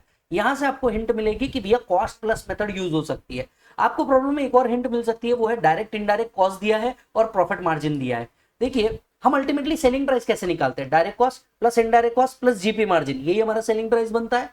यही हुआ cost plus markup method. Are you getting the point, to arrive at arms length price. तो आप डायरेक्ट कॉस्ट इनडायरेक्ट कॉस्ट को जोड़ोगे, जीपी मार्जिन ऐड करोगे, add less on account of differences कर लोगे, काम खत्म, आपको क्या मिल जाएगा, आर्म्स लेंथ प्राइस मिल जाएगा। इसके ऊपर 2 क्वेश्चन हमने हमारे एमआरपी बुक के अंदर में रखे हुए हैं, वो सॉल्व करके चल जाना, आपका काम हो जाएगा। नेक्स्ट आता है आपका प्रॉफिट स्प्लिट मेथड। ये इतना ज्यादा नहीं पूछा जाता, अंडरस्टैंड कीजिएगा। जब 2 ए मिल करके कोई ट्रांजैक्शन कर रहे हैं तो जो प्रॉफिट आया होगा वो कंबाइंड प्रॉफिट होगा। अब कैसे पता चले ए का कितना और बी का कितना, तो क्या किया जाता है, 3 बेसिस होते हैं इसको कंप्यूट करने के। सबसे पहले कंबाइंड प्रॉफिट लो, कंबाइंड प्रॉफिट को 3 क्राइटेरिया पे डिवाइड करो, ए ने कितने फंक्शन परफॉर्म किए, बी ने कितने परफॉर्म किए, ये एक क्राइटेरिया हो सकता है। दूसरा क्राइटेरिया क्या हो सकता है, ए ने कितने एसेट इन्वॉल्व किए, बी ने कितने एसेट इन्वॉल्व किए। और तीसरा हो सकता है ए ने रिस्क कैपिटल कितना डाला, बी ने रिस्क कैपिटल कितना डाला। यानी फार के बेसिस पे आप इसको डिवीजन कर लोगे, add less on account of differences करोगे, आर्म्स लेंथ प्राइस निकल जाएगा। तो कंबाइंड प्रॉफिट निकालिए, relative contribution on the basis of function asset and risk अलग अलग कर दीजिए, add less on account of differences, जो आया आपका आर्म्स लेंथ प्राइस आ जाएगा। क्लियर है मालिक। नेक्स्ट आता है ट्रांजैक्शनल नेट मार्जिन मेथड। अब ये मेथड क्या होती है भाई साहब, देखिए रिलेटेड पार्टी के साथ ट्रांजैक्शन किया 10% का प्रॉफिट आया, अनरिलेटेड पार्टी के साथ ट्रांजैक्शन किया 20% का प्रॉफिट आया। मतलब रिलेटेड पार्टी में हमने अपना प्रॉफिट कहीं ना कहीं कॉम्प्रोमाइज किया है, तो हम क्या करते, profit margin with related party देखते, profit margin with unrelated party देखते, adjustment on account of differences करते, और ये हमारा आर्म्स लेंथ प्राइस आता। So net profit margin realise from an A, net profit margin realise from an unrelated party, adjustment on account of differences किया जाता है और आपका आर्म्स लेंथ प्राइस कंप्यूट किया जाता है। टू बी वेरी ऑनेस्ट, आपको क्वेश्चन या तो कंपेरेबल अनकंट्रोल प्राइस मेथड पे आएगा या तो कॉस्ट प्लस मेथड पे आएगा, गेम ओवर। समझ में आ रही बात। इसमें से भी मैक्सिमम क्वेश्चन जो पूछे गए हैं कंपेरेबल अनकंट्रोल प्राइस मेथड पे पूछे गए हैं, लगभग मान के चलिए इसी पे आने वाला है ना। चलिए अब क्या होगा जरा ध्यान से सुनते हैं, है ना। Just give me a minute, बेटा चलो अब इधर आना वापस से। देख दोस्त क्या हुआ होगा, या तो टीपीओ के पास गया होगा कैलकुलेशन करने के लिए, या तो 6 मेथड में से कोई एक मेथड सिलेक्ट किया होगा, या तो गया होगा एडवांस प्राइसिंग अग्रीमेंट से रिलेटेड। यस और नो। अब इधर आइए, हम डिस्कस करने जा रहे हैं एडवांस प्राइसिंग अग्रीमेंट। अब देख, एडवांस प्राइसिंग अग्रीमेंट और इससे रिलेटेड बहुत बड़े रूल्स भी है। यस, मैंने रूल्स सारे के सारे इधर से बाजू कर दिए जो हमने रेगुलर और फास्ट ट्रैक के अंदर में डिटेल में पढ़े हुए हैं। पर एडवांस प्राइसिंग अग्रीमेंट क्या होता है, इस बारे में हम यहाँ डिस्कस कर रहे हैं। देखिए, कोई भी इंटरनेशनल कंपनी जो अपना बहुत सारा पैसा इंडिया में लगाना चाहेगा, लेट्स से फॉर टेस्ला, अगर वो बहुत सारा पैसा इंडिया में लगाना चाहेगा तो वो क्या करना चाहेगा, वो आकर के इंडियन गवर्नमेंट के साथ पहले ही एडवांस प्राइसिंग अग्रीमेंट में बैठना चाहेगा। आई मीन टू से, वो ये जानता होगा कि कल चल के मेरा असेसमेंट हुआ, राइट, मैं कुछ और असम्पशन ले रहा हूं, डिपार्टमेंट कोई और असम्पशन ले रहा है, और मेरा ट्रांसफर प्राइसिंग उन्होंने कुछ भलता ही कैलकुलेट कर दिया, तो मैं वोडाफोन जैसे यहां पे इंडिया में फंस जाऊंगा। इससे बचने के लिए उन्होंने क्या किया, डिपार्टमेंट के साथ एक अग्रीमेंट कर लिया। अग्रीमेंट के अंदर में क्या लिखा जाता है, दोनों पार्टी बैठते हैं, डिपार्टमेंट एंड असेसी दोनों पार्टी बैठते हैं, वो अपना सारा नेचर ऑफ ट्रांजैक्शंस बताता है, सारी डिटेल्स बताता है डिपार्टमेंट को, और डिपार्टमेंट के साथ एक अग्रीमेंट करता है कि भैया देखिए मेरा ये ट्रांजैक्शन है, ट्रांजैक्शन इन लोगों के साथ मैं कैरी आउट करने वाला हूं, आप बताइए आर्म्स लेंथ प्राइस कैसे कंप्यूट होगा, मेथड ऑफ अकाउंटिंग क्या ली जाएगी, मेथड ऑफ कंप्यूटेशन क्या लिया जाएगा, असम्पशन किस किस तरीके से लिए जाएंगे। इन शॉर्ट, मैं आज आपके साथ अग्रीमेंट करके रख लेता हूं। ये अग्रीमेंट का मेरे को फायदा क्या है, कल चल के डिस्प्यूट हुआ एएलपी को लेकर के, तो आप कोई और असम्पशन नहीं ले पाएंगे, मैं कोई और असम्पशन नहीं ले पाऊंगा, इससे हम दोनों सेफ रहेंगे। तो भैया हम कोई भी अग्रीमेंट बनाते हैं उसको ऑब्जेक्टिव क्या होता है कि भैया कल चल के तुम कोई थर्ड असम्पशन ना ले लो और मैं कोई थर्ड असम्पशन ना ले लूं, इसीलिए हम कुछ बातों पे क्या कर देते हैं, अग्री कर देते हैं। इसीलिए इसे कहा जाता है एडवांस प्राइसिंग अग्रीमेंट। मतलब कल चल के जो भी ट्रांसफर प्राइसिंग कंप्यूट होगा वो इस बेसिस पे होगा, इस डॉक्यूमेंट के बेसिस पे होगा। पॉइंट नंबर 1, ये कितने सालों के लिए बनता है, सर 5 ईयर्स के लिए बनता है। ये सुनो, तो जिस साल आप साइन कर रहे हैं वो प्लस आगे के 4 साल के लिए ये बनता है। अच्छा, इनफैक्ट इसमें रोल बैक का प्रोविजन भी आता है। रोल बैक का मतलब आप एक बैकडेटेड इफेक्ट भी दे सकते हैं, इसको आप क्या कर सकते हैं, एक बैकडेटेड इफेक्ट भी दे सकते हैं फॉर 4 ईयर्स, इसको हम कहते हैं रोल बैक प्रोविजन। यस, यानी इन टोटल अग्रीमेंट कितने साल के लिए बन सकता है, 9, लास्ट के 4 और आने वाले 5, इन टोटल 9 ईयर्स के लिए आप एडवांस प्राइसिंग अग्रीमेंट बना सकते हैं। रोल बैक करना नहीं करना आपके ऊपर है, लेकिन रोल बैक हर ईयर के लिए करना पड़ेगा। आई मीन टू से, एक बार आपने रोल बैक का ऑप्शन टिक कर दिया फॉर्म के अंदर में, तो पिछले 4 साल का आपको क्या करना पड़ेगा, एएलपी कंप्यूट करना पड़ेगा on the method decided today. Yes और no, so it is simply giving a backdated effect to an agreement, right. पर कितने साल बैकडेटेड जा सकते हैं, 4 ईयर्स तक के आप बैकडेटेड इफेक्ट दे सकते हैं। आइए चेक करते हैं। द बोर्ड में with the approval of central government entered into APA with any person either determining the ALP or specifying the manner in which arm's length price is to be determined. Yes or no? तो ALP कैसे determine होगा, या उसमें लिख देंगे manner क्या होगा उस ALP को डिटरमाइन करने के लिए। इनफैक्ट क्या आप जानते हैं, अगर एक एनआर है, राइट, जो इंडिया से भी इनकम कमा रहा है, तो एएलपी अब इसलिए भी बन सकता है कि आपकी कितनी इनकम इंडिया से कमाई गई है ये कैसे निकालेंगे, मतलब income out of business connection किस तरीके से निकाला जाएगा, उसके लिए भी एडवांस प्राइसिंग अग्रीमेंट बन सकता है। तो एक और चीज के लिए बन सकता है, income under 911, that is business connection से आने वाली इनकम कितनी है ये डिटरमाइन करने के लिए भी आर्म्स लेंथ प्राइस बन सकता है। यस और नो? अच्छा जी, एपीए किसके ऊपर बाइंडिंग होगा, जो उस ट्रांजैक्शन में एंटर कर रहा है, इनकम टैक्स अथॉरिटी पे भी बाइंडिंग होगा। हालांकि कब बाइंडिंग नहीं होगा, अगर लॉ चेंज हो गया या फैक्ट चेंज हो गया या ट्रांजैक्शन ही वॉइड डिक्लेयर हो गया तो ये बाइंडिंग होने वाला नहीं है। यस, एक बार आपका advance pricing agreement void declare हो गया तो क्या होगा, एक्ट के सारे प्रोविजन लग जाएंगे एज इफ एपीए कभी एंटर ही नहीं हुआ था। तो अगर कल चल के लॉ के चेंज होने के कारण, कॉन्स्टिट्यूशन के चेंज होने के कारण, या फिर एपीए वर्ड डिक्लेयर होने के कारण ऐसा कुछ भी होता है कि आपका एपीए वर्ड डिक्लेयर हो जाता है, ये मान लिया जाएगा एपीए कभी एंटर ही नहीं किया गया। Point number 2, the period from the date APA is signed till the date shall be excluded while calculating the time limit for completion of assessment। जिस दिन से एपीए साइन हुआ था से लेकर के जितना टाइम एपीए को कंप्यूट करने के लिए लगा, वो पूरा टाइम लिमिट एओ को एक्स्ट्रा मिल जाएगा और वापस से असेसमेंट करने के लिए। यस, और बैलेंस पीरियड एक्सक्लूड करने के बाद अगर 60 डेज से कम है एओ को असेसमेंट ऑर्डर पास करने के लिए, तो एटलीस्ट 60 डेज दिया जाएगा उसको क्या करना है, असेसमेंट को पास करने के लिए। एडवांस प्राइसिंग अग्रीमेंट को कैसे इफेक्टिव किया जाता है, ध्यान से सुनिएगा। देखिए, आप गए, आपने कोई एग्रीमेंट बना दिया, अग्रीमेंट के साथ साथ आपने क्या कर दिया, रोल बैक भी कर दिया। अग्रीमेंट के साथ आपने क्या कर दिया भाई साहब, रोल बैक का ट्रांजैक्शन भी कर दिया, राइट। तो अब ऐसे केसेस के अंदर में आपसे कुछ चीजें कराई जाती है। क्या क्या कराई जाती है, देखिए अग्रीमेंट आपने आज बनाया है, पर ऐसा हो सकता है आपने रिटर्न ऑलरेडी भर दिया हो, अब इस अग्रीमेंट के चक्कर में आपकी इनकम और डिटेल्स चेंज हो सकती है। So where prior to the date of entering into an agreement any ROI has been furnished, such person shall furnish a modified ROI within a period of 3 months from the end of the month in which APA is entered। तो एक modified return भरवाया जाएगा on the basis of this agreement। तो आज जो agreement बना है उस बेसिस पे क्या किया जाएगा, एएलपी कंप्यूट करने के बाद आपको बोला जाता है मॉडिफाइड रिटर्न भर, राइट। और मॉडिफाइड रिटर्न भरने के बाद असेसमेंट की जितनी प्रोविजन है वो एज इट इज एप्लीकेबल होती है। अब मान लीजिए अगर किसी ईयर का असेसमेंट ऑलरेडी कंप्लीट हो गया होगा तो क्या करेंगे, where the assessment is already completed before filing the modified return, then AO can assess reassess the income on the basis of modified return. फिर एओ क्या करेगा, वापस से असेसमेंट रीअसेसमेंट कर सकता है on the basis of modified return. Where the assessment is pending and modified return is filed, assessment shall be complete on the basis of modified return. Yes मालिक। अच्छा जी, यहां पे ना एक छोटा सा प्रिंटिंग एरर है, इसको आप इस तरीके से क्लोज करिए। ये जो है ना नीचे का, ये रेंज कंसेप्ट के अंदर में आ रहा है।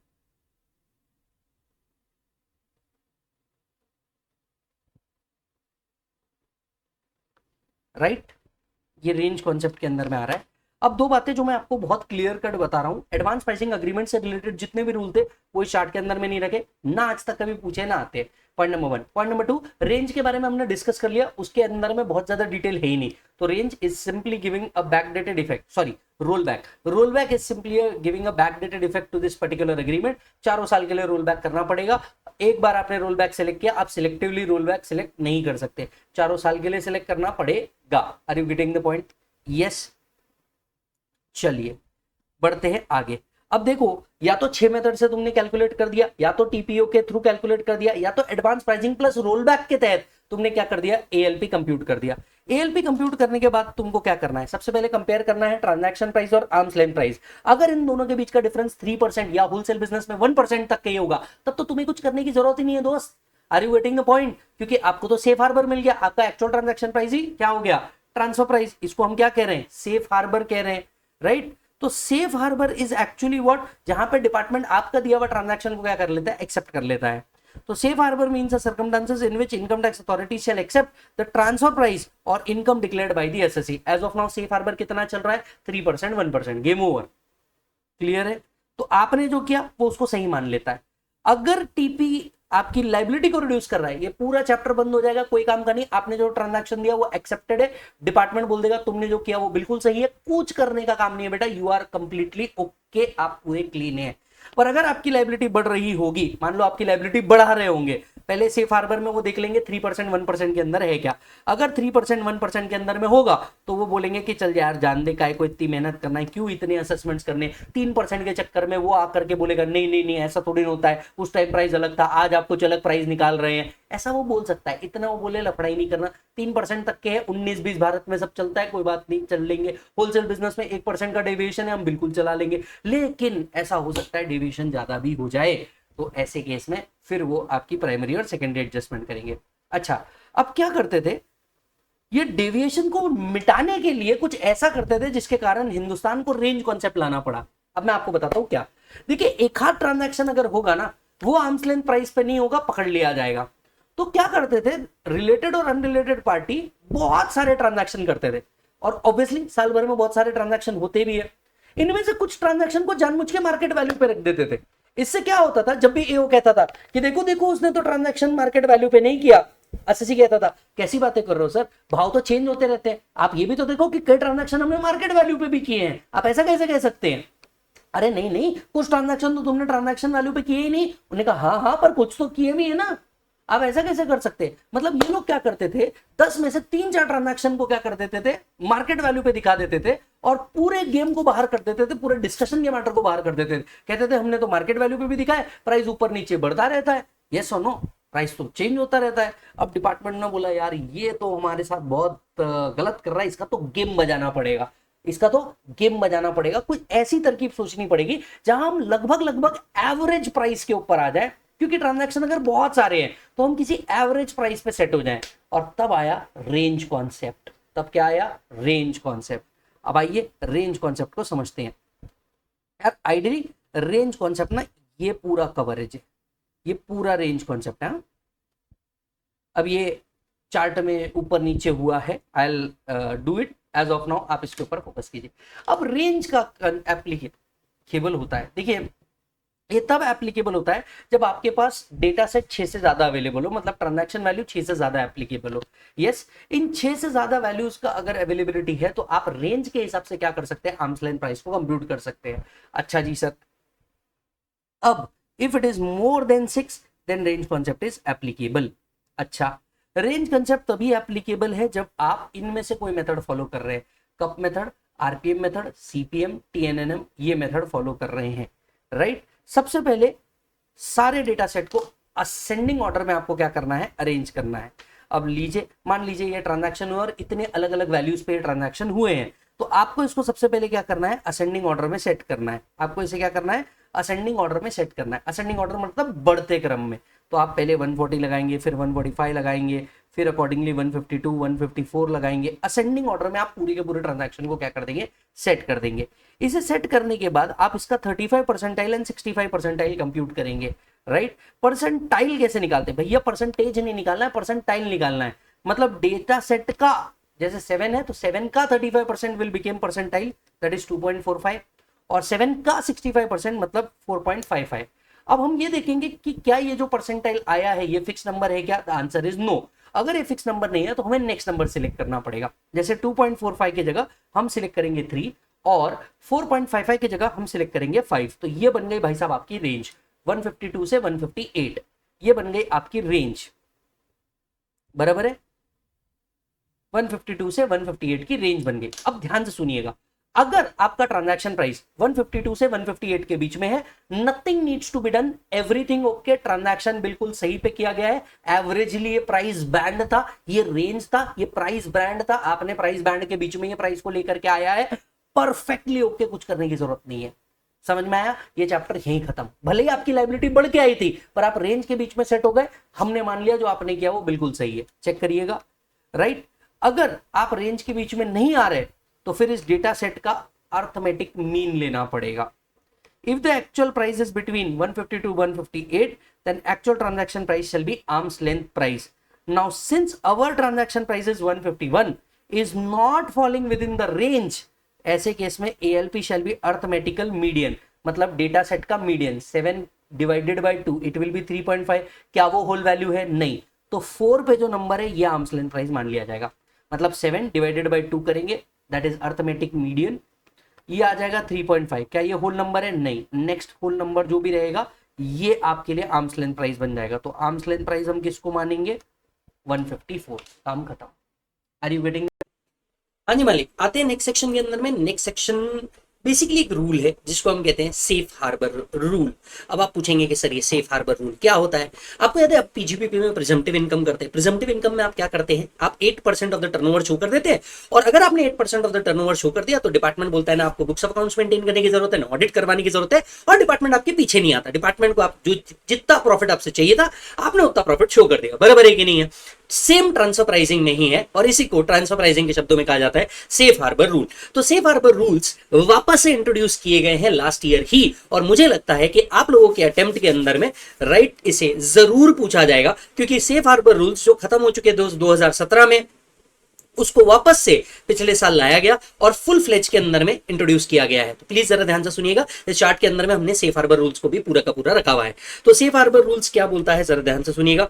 सेक्शन 295-92B सीबीडीटी को एम्पावर करता है सेफ हार्बर रूल्स देने के लिए। यस, और ये वो कंडीशन है जहां पे अगर आपने एक मिनिमम प्रॉफिट शो कर दिया तो डिपार्टमेंट आपका दिया हुआ टीपी, आपका डिक्लेयर किया हुआ ट्रांसफर प्राइसिंग को क्या कर लेगा, एज इट इज एक्सेप्ट कर लेगा। ठीक है, कौन एसएससी एलिजिबल है, तो फॉरेन कंपनी जो बिजनेस के अंदर में एंगेज है, राइट, वो सेफ हार्बर रूल्स के लिए एप्लीकेबल है, जो डायमंड माइनिंग के अंदर में भी है और स्पेसिफिक अदर बिजनेस के अंदर में भी है। तो पहले डायमंड माइनिंग के अंदर में लेके आए थे, बाकी की चीजों के अंदर में भी और लेकर के आए हैं, राइट। यहाँ पे सिर्फ अदर एसएससी को डिक्लेयर किया गया है। ओके, अच्छा, कंडीशंस क्या है सेफ हार्बर की और अदर चीजें क्या है। तो देखो सेफ हार्बर के लिए पूरा का पूरा आपको क्या दिया गया है, चार्ट दिया गया है यहाँ पे, राइट। और अगले 2 पेज ये पूरा चार्ट चल रहा है, एक एक बिजनेस के अंदर में सेफ हार्बर लाया गया। तो सबसे पहले जो सेफ हार्बर लाया गया था वो डायमंड माइनिंग बिजनेस के अंदर में लाया गया था। सो अगर एसएससी है जो एक फॉरेन कंपनी है, क्या कर रही है, डायमंड माइनिंग कर रही है, राइट। क्या कर रही है भाई साहब, डायमंड माइनिंग कर रही है और सेफ हार्बर को वो अप्लाई कर रहे हैं। उनका मेन बिजनेस क्या है, सेलिंग करना है रॉ डायमंड्स को नोटिफाइड स्पेशल जोन के अंदर में जो 911 के अंदर में लिखे हुए होंगे। ठीक है सर। रॉ डायमंड्स मतलब क्या, रॉ डायमंड्स मतलब वो जो अनकट अनपॉलिश है, अनअसॉर्टेड है, अनवर्कड है, simply sawn, just bruted, not conflict diamonds as defined in Kimberley process accompanied by a certificate of Kimberley process and falling in the tariff heading number 7102 etc etc।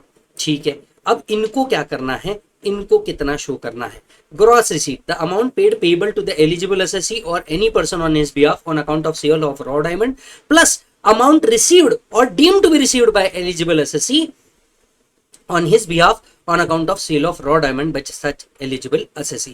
तो इनकी जो भी gross receipt हुई है, इस gross receipt के basis पे उनको क्या करना है, अपना सेफ हार्बर डिक्लेयर कर देना है। ठीक है, कंडीशन क्या है सेफ हार्बर की, सबसे पहले profit from selling diamond shall be 4% और more of the gross receipt. ये जो ग्रॉस रिसीट है, जितना अमाउंट आपने पे किया है प्लस जितना अमाउंट आपने रिसीव किया है, इन दोनों का 4%। तो आपका जो प्रॉफिट होना चाहिए वो सेलिंग द डायमंड, राइट, ये एटलीस्ट 4% और मोर होना चाहिए। सो अगर फॉरेन कंपनी इंडिया में डायमंड सेल करती है, मिनिमम 4% या उससे ज्यादा का प्रॉफिट शो कर देती है, तो काम खत्म। जो ट्रांसफर प्राइसिंग उन्होंने डिक्लेयर किया है, इंडियन टैक्स डिपार्टमेंट ये ट्रांसफर प्राइसिंग मान लेगा। तो अब जरा समझ के चलेगा, एक फॉरेन कंपनी है, फॉरेन कंपनी इंडिया में आके क्या करती है, डायमंड माइनिंग एंड सेलिंग करती है। अब जो भी इनका ग्रॉस रिसीट है, इस ग्रॉस रिसीट का बेसिकली टर्नओवर का 4%। अब ये टर्नओवर में क्या काउंट होगा, जितना अमाउंट रिसीव हुआ है, राइट, प्लस जितना अमाउंट पे हुआ है, किसको, एलिजिबल एसएससी को। जितना अमाउंट रिसीव या जितना अमाउंट पे हुआ है, किसको, एलिजिबल एसएससी को, इसका 4% या उससे ज्यादा आपको क्या करना है, शो करना है, राइट। ऑल डिडक्शंस पीजीबीपी के deem to be allowed, presumptive income में हम क्या करते हैं, 8% ऑफ टर्नओवर लेते हैं, बाकी सारे deductions deem to be allowed मानते हैं। ना कोई सेट ऑफ मिलेगा, ना एब्जॉर्ब डिप्रिसिएशन का, ना बिजनेस लॉस का। ये फाइनल आपका प्रॉफिट है, पीजीबीपी में टैक्स होने वाला। हाँ, आपका डब्ल्यूडीबी रिड्यूस किया जाएगा एज इफ आपको डिप्रिसिएशन मिल चुका है। मेंटेन करना है डॉक्यूमेंट्स जो 92D के अंदर में लिखे हैं वो आपको मेंटेन करना है, और आपको 3CEFC फॉर्म फाइल करना है बिफोर फाइलिंग ROI, और आपने म्यूचुअल एग्रीड प्रोसीजर DTW के अंदर में इन्वोक नहीं करना चाहिए। सो अगर एसएससी डायमंड माइनिंग के अंदर में है, मिनिमम 4% ऑफ द प्रॉफिट वो शो कर देता है अपने ग्रॉस रिसीट का, तो काम खत्म। इनकम टैक्स डिपार्टमेंट वो एक्सेप्ट कर लेगा ट्रांसफर प्राइस जो उस डायमंड मर्चेंट फॉरेन कंपनी ने दिया है। यस, क्या इस सेफ हार्बर को इनवैलिड भी डिक्लेयर किया जा सकता है? हाँ जी सर, अगर इंफॉर्मेशन कंसील की है या इंफॉर्मेशन इनकरेक्ट है तो वो क्या कर सकता है, इस सेफ हार्बर को इनवैलिड भी डिक्लेयर कर सकता है। लेकिन इनवैलिड डिक्लेयर करने से पहले आपको OOBH देना क्या हो जाएगा बेटा, मैंडेटरी हो जाएगा। तो सबसे पहला किसके अंदर में लेके आए थे भैया, डायमंड माइनिंग बिजनेस के अंदर में ये लोग सेफ हार्बर को लेके आए थे। अब ये था लास्ट ईयर का अपडेट, बराबर है। लास्ट ईयर ही क्या किया, लास्ट ईयर ही अदर बिजनेस के लिए भी सेफ हार्बर ला दिया गया। तो सिर्फ डायमंड बिजनेस के लिए सेफ हार्बर है क्या? The answer is no. अब देखो, इतने सारे बिजनेस है जिनके लिए सेफ हार्बर दिया गया है। आप बात समझ रहे हो, इतने सारे बिजनेस है जिनके लिए सेफ हार्बर दिया गया है। अब आप पूछेंगे कि सर इनके ऊपर क्वेश्चन कैसे आएंगे, तो देखो इनके ऊपर क्वेश्चन दो तरीके से आ सकते हैं। क्वेश्चन नंबर 1, आपको सीधा सीधा एमसीक्यू पॉइंट पे अंदर में पूछा जा सकता है कि बताओ ये बिजनेस है, इसका सेफ हार्बर परसेंटेज कितना है, तो एक ये एमसीक्यू फॉर्म में आ सकता है। दूसरा, आपको क्या दिया जाएगा, आपको यहाँ के जो क्राइटेरिया दिए हैं, जैसे टर्नओवर का, पीई का, प्रॉफिट टू एक्सपेंसेस रेशियो का, तो प्रॉफिट दिया जाएगा, एक्सपेंसेस दिया जाएगा, रेशियो के हिसाब से आपको बताना है आप सेफ हार्बर ऑप्ट कर सकते हैं या सेफ हार्बर ऑप्ट नहीं कर सकते।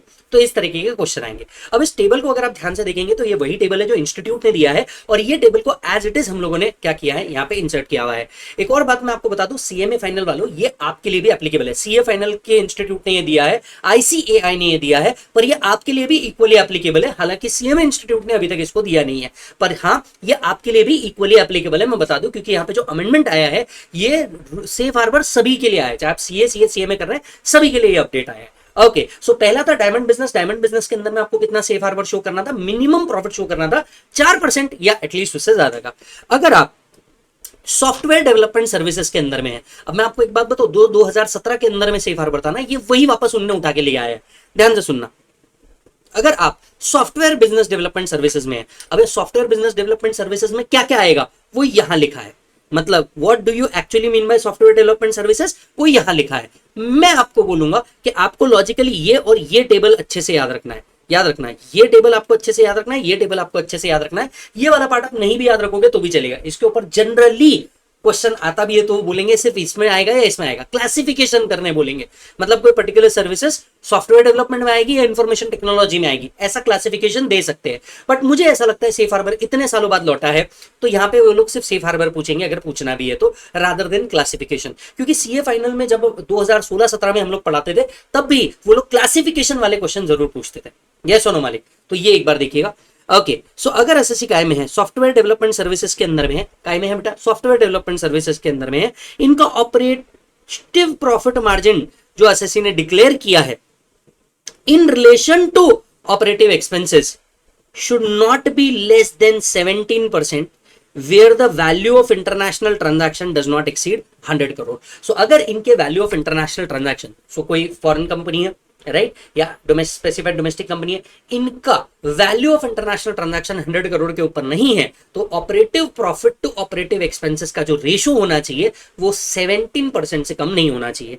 जहां इनका टर्नओवर 100 करोड़ से ऊपर है but not more than 300 crore तो इनको 18% operating profit to operating expenses का रेशियो शो करना पड़ेगा। सो कमान, अगर कोई कंपनी है सॉफ्टवेयर डेवलपमेंट में एंगेज है, operative profit to operating expenses का रेशियो 17 या 18% शो कर देती है तो जो ट्रांसफर प्राइसिंग इन्होंने दिया है वो income tax department as it is accept कर लेगा। हम लोगों ने रेगुलर और फास्ट ट्रैक के अंदर में भी इसको बहुत डिटेल के अंदर में पढ़ा है, मैं सभी बच्चों को कहूंगा कि उसके अंदर में ध्यान से देख लीजिएगा। सो सॉफ्टवेयर कंपनी के केस में क्या होना चाहिए बेटा? Operative profit to operative expenses का मार्जिन कितना होना चाहिए? Not less than 17, not less than 18% depending upon the value of international transaction. अब आते हैं next, information technology services. Information technology services के अंदर में operative profit margin to operative expenses का जो रेशियो है वो कितना होना चाहिए? Not less than 17 and 18% against the turnover of 100 crore और 100 to 300 करोड़। अब आप में से कोई नालायक के मन में ये सवाल आ सकता है कि सर 100 करोड़ से ऊपर टर्नओवर हुआ तो फिर उनको सेफ हार्बर नहीं मिलेगा। सेफ हार्बर नहीं मिलेगा का मतलब क्या हो जाएगा? जो आर्म्स लेंथ प्राइस है उसको एओ ऑटोमेटिकली कैलकुलेट करेगा, आपने जो दिया है वो उसको रीचेक करेगा। यहां क्या है बेटा? प्रिजम्पटिव इनकम है। जैसे पीजीपीपी के अंदर में क्या होता था? टर्नओवर 2 करोड़ तक का है, डिपार्टमेंट बोलेगा 8% तूने प्रॉफिट शो कर दिया, 6% तूने प्रॉफिट शो कर दिया, गेम ओवर, हमको कुछ दिमाग नहीं लगाना। लेकिन टर्नओवर 2 करोड़ के ऊपर है तो एओ को क्या मिल जाता है? राइट मिल जाता है आपका पीजीपीपी को रिकम्प्यूट करने का। ठीक उसी तरीके से टीपी के अंदर में भी होता है। अगर SSC information technology enable services के अंदर में है, operative profit margin to operative expenses का जो रेशियो है इन्होंने नॉट लेस देन 17 दिखाया है, 17 या उससे ऊपर दिखाया है, या फिर 100 करोड़ के ऊपर का value of transaction up to 300 crore उसमें 18% दिखाया है, इनकम टैक्स डिपार्टमेंट एक्सेप्ट कर लेगा जो टीपी आपने दिया है उसको। नेक्स्ट है बेटा KPO services, knowledge process outsourcing services.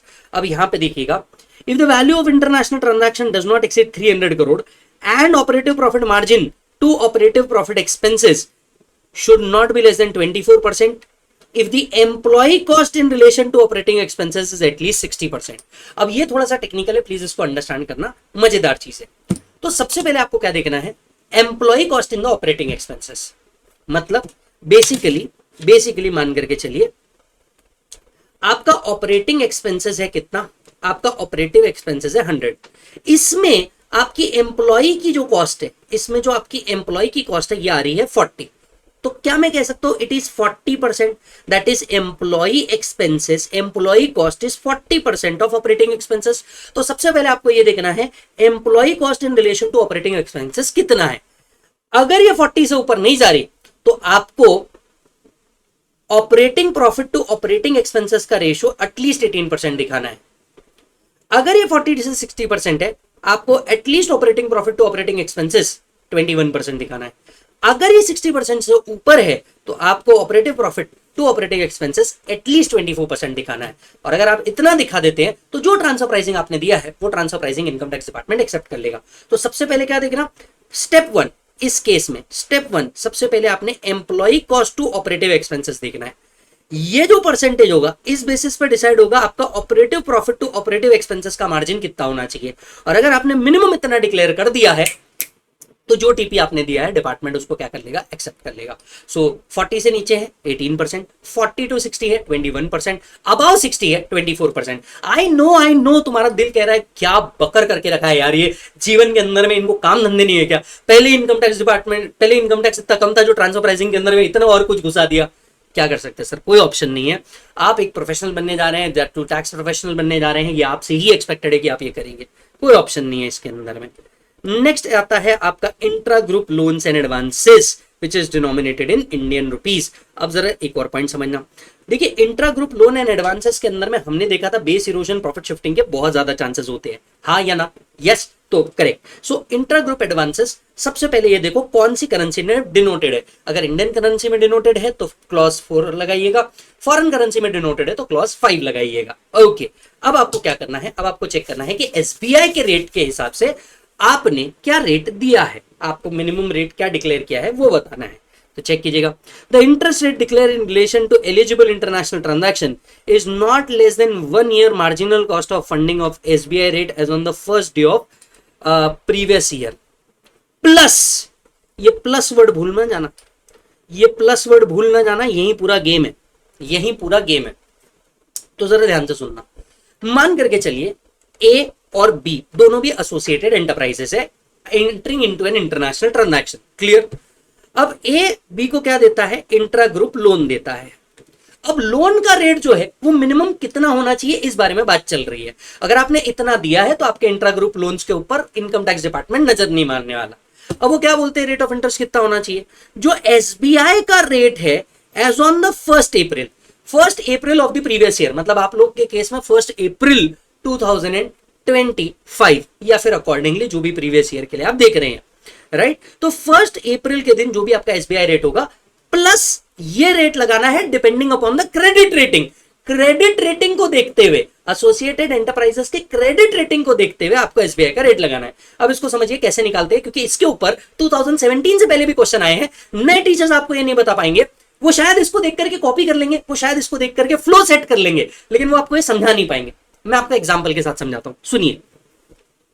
मान लीजिए एसबीआई का जो रेट है वो है 10%, कब, as on the 1 April, loan देने के लिए, जो भी पर्पस होगा उस पर्पस के हिसाब से लोन देने के लिए। अब लेट्स से बिजनेस पर्पस के लिए दिया 10%, और जो एसोसिएटेड एंटरप्राइजेस है उसका क्रेडिट रेटिंग आया है BBB। अब क्रेडिट रेटिंग क्या है एसोसिएटेड एंटरप्राइजेस का, BBB। तो एसबीआई के रेट में आपका 3.25 ऐड होना चाहिए, मतलब आपका इफेक्टिव रेट 13.25 होना चाहिए। अगर आपने इंट्रा ग्रुप लोन के लिए 13.25 का रेट दिया है तो जो आपने टीपी दिया है इनकम टैक्स डिपार्टमेंट उसको एक्सेप्ट कर लेगा, नहीं तो इनकम टैक्स डिपार्टमेंट आपका टीपी कैलकुलेट करेगा। पॉइंट समझ में आया क्या? तो आपको एसबीआई का रेट चेक करना है। लेट्स से एसबीआई का रेट था 10%। अब आपको क्रेडिट रेटिंग देखनी है एसोसिएटेड एंटरप्राइजेस की। सो क्रेडिट रेटिंग AAA से A के बीच में है तो आपको 1.75 ऐड करना है। BBB माइनस से BBB प्लस तक के है 3.25% ऐड करना है एसबीआई के रेट पे। BB से लेके B तक के है 4.25 ऐड करना है। C to D है 6.25 ऐड करना है, और अगर क्रेडिट रेटिंग अवेलेबल ही नहीं है उन कंपनीज का तो 4.25 ऐड करना है। यस और नो मालिक? सो एसबीआई का rate plus depending upon the credit rating, हमने हमारा एग्जांपल लिया था BBB, तो क्रेडिट रेटिंग था 3.25। आपका rate of interest intra group loan के लिए जहां लोन इंडियन करेंसी में दिया है वो एटलीस्ट कितना होना चाहिए, 13.25% होना चाहिए। पॉइंट समझ में आ रहा है क्या सभी को? यस। और इसके ऊपर पास्ट में एग्जाम में क्वेश्चन पूछ चुका है तो प्लीज ध्यान से रखिएगा। सर लेकिन क्या हमें ये याद रखना होगा कौन सी क्रेडिट रेटिंग के हिसाब से कौन सा परसेंटेज? हाँ, अनफॉर्चुनेट है पर है। हालांकि कुछ क्वेश्चंस जो 2017 से पहले पूछे गए थे, क्योंकि मैं उस टाइम पे भी पढ़ाता था इसलिए मुझे पता है, वहां पे उन्होंने कुछ क्वेश्चंस के अंदर में क्रेडिट रेटिंग ऑलरेडी दी थी आपको, राइट। और ये भी बताया था कि इस क्रेडिट रेटिंग पे परसेंटेज जो है वो ये होना चाहिए। कुछ क्वेश्चन में बताया था, कुछ क्वेश्चन में नहीं बताया था। अब इस साल ही आपका क्या आया है, सेफ हार्बर आया है, तो आई डोंट नो इस साल बताते या नहीं बताते, ये चेक करना पड़ेगा मालिक। नेक्स्ट, यही लोन अगर फॉरेन करेंसी में दिया गया, यही लोन अगर किसके अंदर में दिया गया, फॉरेन करेंसी में दिया गया, तो सेफ हार्बर कैसे वर्क करता है देखिएगा। The interest rate declared in relation to international transaction should not be less than the reference rate as on the 30 September. 30 सितंबर का जो अपन लाइबोर रेट लेते हैं वो वाला। So 30 September as on the relevant previous year plus, तो जो भी आपका 30 सितंबर को फॉरेन करेंसी रेलेवेंस रेट है, राइट, प्लस आपको क्या करना है, if the amount of loan advance to associated enterprises including the loan to all associated enterprises does not exceed 250 crore in aggregate as on the 31st March, depending upon the credit rating, आपको क्या करना है, rate apply करना है। The credit rating is between AA+ to A- 1.5% add करना है the relevance rate में, foreign currency relevant rate के अंदर में। फिर आपका BBB+ टू BBB- है तो 3%, एंड BBB+ से डी तक के है तो आपको 4% क्या करना है, ऐड करना है। अगर यही लोन्स एंड एडवांसेस 250 करोड़ को एक्सीड करता है तो यहां पे सिर्फ एक रेट ऐड हो जाएगा, दैट इज 6% ऐड हो जाएगा। तो अगर आप ध्यान से देखेंगे, इंडियन रेट में लोन दिया तो रेट्स अलग है, फॉरेन में रेट दिया तो लोन अलग है। बट जहां तक मुझे याद आता है 2017 से पहले भी जनरली वो लोग इंडियन करेंसी के रेट्स को पूछते थे, फॉरेन करेंसी के रेट को नहीं पूछते थे। आज मैं आपको ये कह नहीं सकता कि दोनों में से क्या पूछा जाएगा। अब मैं आपको समझाता हूं क्या है। अब देखिए, मान लीजिए जो रेफरेंस रेट है as on the 30 September of the relevant previous year is let's say 12%, बराबर है। एसोसिएटेड एंटरप्राइजेस को जो लोन दिया है लेट्स से 200 करोड़ तक के ही दिया हुआ है, और क्रेडिट रेटिंग जो है वो BBB की है, तो ऐसे केस में आप इसमें 3% ऐड करेंगे। आपका मिनिमम रेट जो इंट्रा ग्रुप लोन के लिए होना चाहिए था वो क्या होना चाहिए था, 15% होना चाहिए था। अगर आपने at least 15% rate of interest charge किया है तब तो आप बिल्कुल बराबर है। जो आपने ट्रांसफर प्राइसिंग डिक्लेयर किया है इनकम टैक्स डिपार्टमेंट उसे एक्सेप्ट करेगा, नहीं तो इनकम टैक्स डिपार्टमेंट फिर से कैलकुलेट करेगा। अब एक अनफॉर्चुनेट बात इसमें क्या है, ये टेबल अननेसेसरीली आपको याद रखने हैं। इंडियन रेट के ये थोड़े से अलग है, फॉरेन रेट के ये थोड़े से अलग है, ये बस थोड़ा सा दिक्कत वाला काम है। हाँ, मैं भी आपके साथ उतनी गालियां देने में कि यार ये क्यों किया गया है, कर लेते थे यार, बट नहीं, ये आपको बताया गया है। सो अब तक हमने देखा सेफ हार्बर किसके लिए बेटा, डायमंड माइनिंग के लिए, सॉफ्टवेयर के लिए, इंफॉर्मेशन एनेबल टेक्नोलॉजी सर्विसेज के लिए, इंट्रा ग्रुप लोन्स के लिए। अभी और खत्म नहीं हुआ है, कॉर्पोरेट गारंटीज। एक एसोसिएटेड एंटरप्राइजेस दूसरे एसोसिएटेड एंटरप्राइजेस के लिए कॉर्पोरेट गारंटीज देता है। कॉर्पोरेट गारंटी का मतलब क्या होगा वो यहां लिखा हुआ है। अब कॉर्पोरेट गारंटी के केस में आपको यह देखना होगा कि गारंटी कमीशन आपको कितना मिल रहा है, राइट, उस बेसिस पे आपको आपका काम करना होगा। चेक करिए।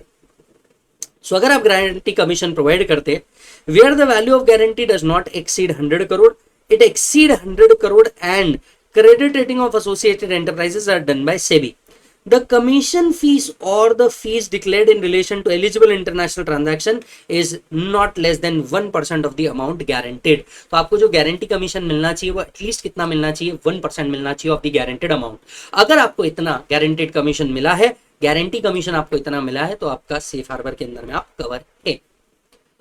नेक्स्ट आता है बेटा आपका R&D सर्विसेज होली और partly related to software development. अब देखिए यहां पे इंस्टीट्यूट कंफ्यूज करता है, सॉफ्टवेयर डेवलपमेंट आपको बिल्कुल अलग से दिया है, ये R&D सर्विसेज है रिलेटेड टू सॉफ्टवेयर डेवलपमेंट, ठीक है, इसको एक सेपरेट सर्विस बोल के डाला गया है। यहां पे बोला गया है operative profit to operating expenses का जो रेशियो है ये नॉट लेस देन 24% होना चाहिए। सो R&D सर्विसेज के अंदर में अगर आपका operating profit to operating expenses का जो रेशियो है वो एटलीस्ट 24% है तो आप सेफ हार्बर के अंदर में कवर है। Where the value of international transaction does not exceed 300 crore. Next आता है बेटा आपको R&D relating to generic pharma. R&D related to generic pharma ये भी पूछा जाता है। लास्ट जो ओल्ड सिलेबस था 2017 के पहले उसके अंदर में ये भी एक पूछा गया हुआ चीज है, जेनेरिक फार्मा के अंदर में कितना परसेंट है। अगेन जेनेरिक फार्मा के अंदर में 24% दिया गया है। तो जरा ध्यान से सुनिएगा, यहां पे भी operative profit to operative margin expenses 24% अगर आपने एटलीस्ट शो कर दिया तो आपका जो सेफ हार्बर है उसे एक्सेप्ट कर लिया जाएगा, आपने जो टीपी दिया है उसे मान लिया जाएगा, डिपार्टमेंट अननेसेसरी टीपी असेसमेंट नहीं करेगा। Auto car manufacturer core auto components ये भी पूछा गया है पास्ट के अंदर में, auto car component core auto components. अब देखिए कोर ऑटो कंपोनेंट्स के अंदर में आपको आपका profit margin to operating expenses का जो रेशियो है वो एटलीस्ट 12% रखना है। कितना रखना है बेटा, 12%। सो जरा ध्यान से सुनिए, अगर हम कौन है, बजाज है या टाटा है, हम लोग क्या करते हैं बेटा, मैन्युफैक्चर और एक्सपोर्ट करते हैं क्या, कोर ऑटो कंपोनेंट। मैन्युफैक्चर करके हम क्या करते हैं, एक्सपोर्ट करते हैं, राइट। तो ऐसे केस में हमें operating profit to operating expenses का रेशियो एटलीस्ट 12% शो करना है। अगर हमने एटलीस्ट 12% शो कर दिया तो जो ALP आपने डिटरमाइन किया है वो एक्सेप्ट कर लिया जाएगा और डिपार्टमेंट इसमें कुछ झगड़े नहीं करेगा। यही अगर आप नॉन कोर ऑटो कंपोनेंट दे रहे हैं तो आपका जो रेशियो है it should not be less then 8.5%। So it should not be less then 8.5% अगर आप नॉन कोर ऑटो कंपोनेंट्स के अंदर में है। So what is non core auto components? जो कोर ऑटो कंपोनेंट्स नहीं है वो सब नॉन कोर ऑटो कंपोनेंट्स में आ गए। So non core auto components के अंदर में आपको minimum operative profit to operating expenses का रेशियो 8.5% क्या करना है, शो करना है। Next, receipt of low value adding intra group services from one और more member of its group.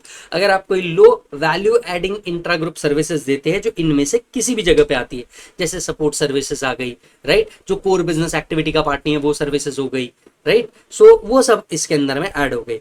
So entire value of the international transaction including the markup not exceeding 5% and do not exceed 10 crore. तो आपका जो ये जो total value adding services है इसका जो amount है एग्रीगेट 10% से ऊपर नहीं होना चाहिए और इंटरनेशनल ट्रांजैक्शन के ये 5% से ऊपर नहीं होना चाहिए। तो जितना भी इंटरनेशनल ट्रांजैक्शन का मापा है, इंटरनेशनल ट्रांजैक्शन का मार्कअप है उसका 5% होना चाहिए और एग्रीगेट वैल्यू 10 करोड़ के ऊपर नहीं होना चाहिए। However the method of cost pooling, exclusion of share holders cost and duplicate cost from cost pool and reasonableness of allocation keys used for allocation by overseas enterprises is certified by accountant। इसके अलावा एक और चीज आपको करनी है, जो share holder की कॉस्ट है, डुप्लीकेट कॉस्ट है, कॉस्ट पूल है, एलोकेशन ऑफ कॉस्ट है, इन सभी चीजों को क्या करना है, सर्टिफाई कराना है। किससे? अकाउंटेंट से। आपको क्या याद रखना है कि भैया इंटरनेशनल वैल्यू लो की एडिंग सर्विसेज जो है ये कितने से ऊपर नहीं होना चाहिए, 5% ऑफ द इंटरनेशनल ट्रांजैक्शन के ऊपर नहीं होना चाहिए, जिसकी एग्रीगेट वैल्यू 10 करोड़ के ऊपर नहीं होना चाहिए। क्लियर है मालिक? अब यहाँ पे आपको अलग अलग चीजें दी है कि भैया एलिजिबल एसएससी कौन माना जाएगा, रेफरेंस रेट क्या रहेगा, जो भी हम लोग इंट्रा ग्रुप के अंदर में पढ़ के है ना रेफरेंस रेट, तो कौन सी कंट्री का है उस हिसाब से रेफरेंस रेट यहाँ पे दिया हुआ है, राइट। एंड ऑपरेटिंग एक्सपेंसेस में क्या आएगा, ऑपरेटिंग रेवेन्यू में क्या आएगा, operating profit, accountant and employ cost के अंदर में क्या क्या आएगा, ये एक बार आपको क्या करना है, देखना पड़ेगा। जो हम लोगों ने डिटेल के अंदर में किसके अंदर में ऑलरेडी कवर किया है, फास्ट ट्रैक के अंदर में कवर किया है, तो यहाँ पे ये सब आपको कवर किया गया है। आपको क्या याद रखना है बेटा, परसेंटेज याद रखना है। तो एक बार क्विकली, डायमंड बिजनेस के अंदर में आपको एटलीस्ट ग्रॉस रिसीट का कितना शो करना है, 4% शो करना है। सॉफ्टवेयर डेवलपमेंट सर्विसेज के अंदर में आपको क्या करना है, 100 करोड़ तक का ट्रांजैक्शन वैल्यू है तो operating profit to operating expenses at least 17% show करना है। 100 to 300 करोड़ में 18% शो करना है।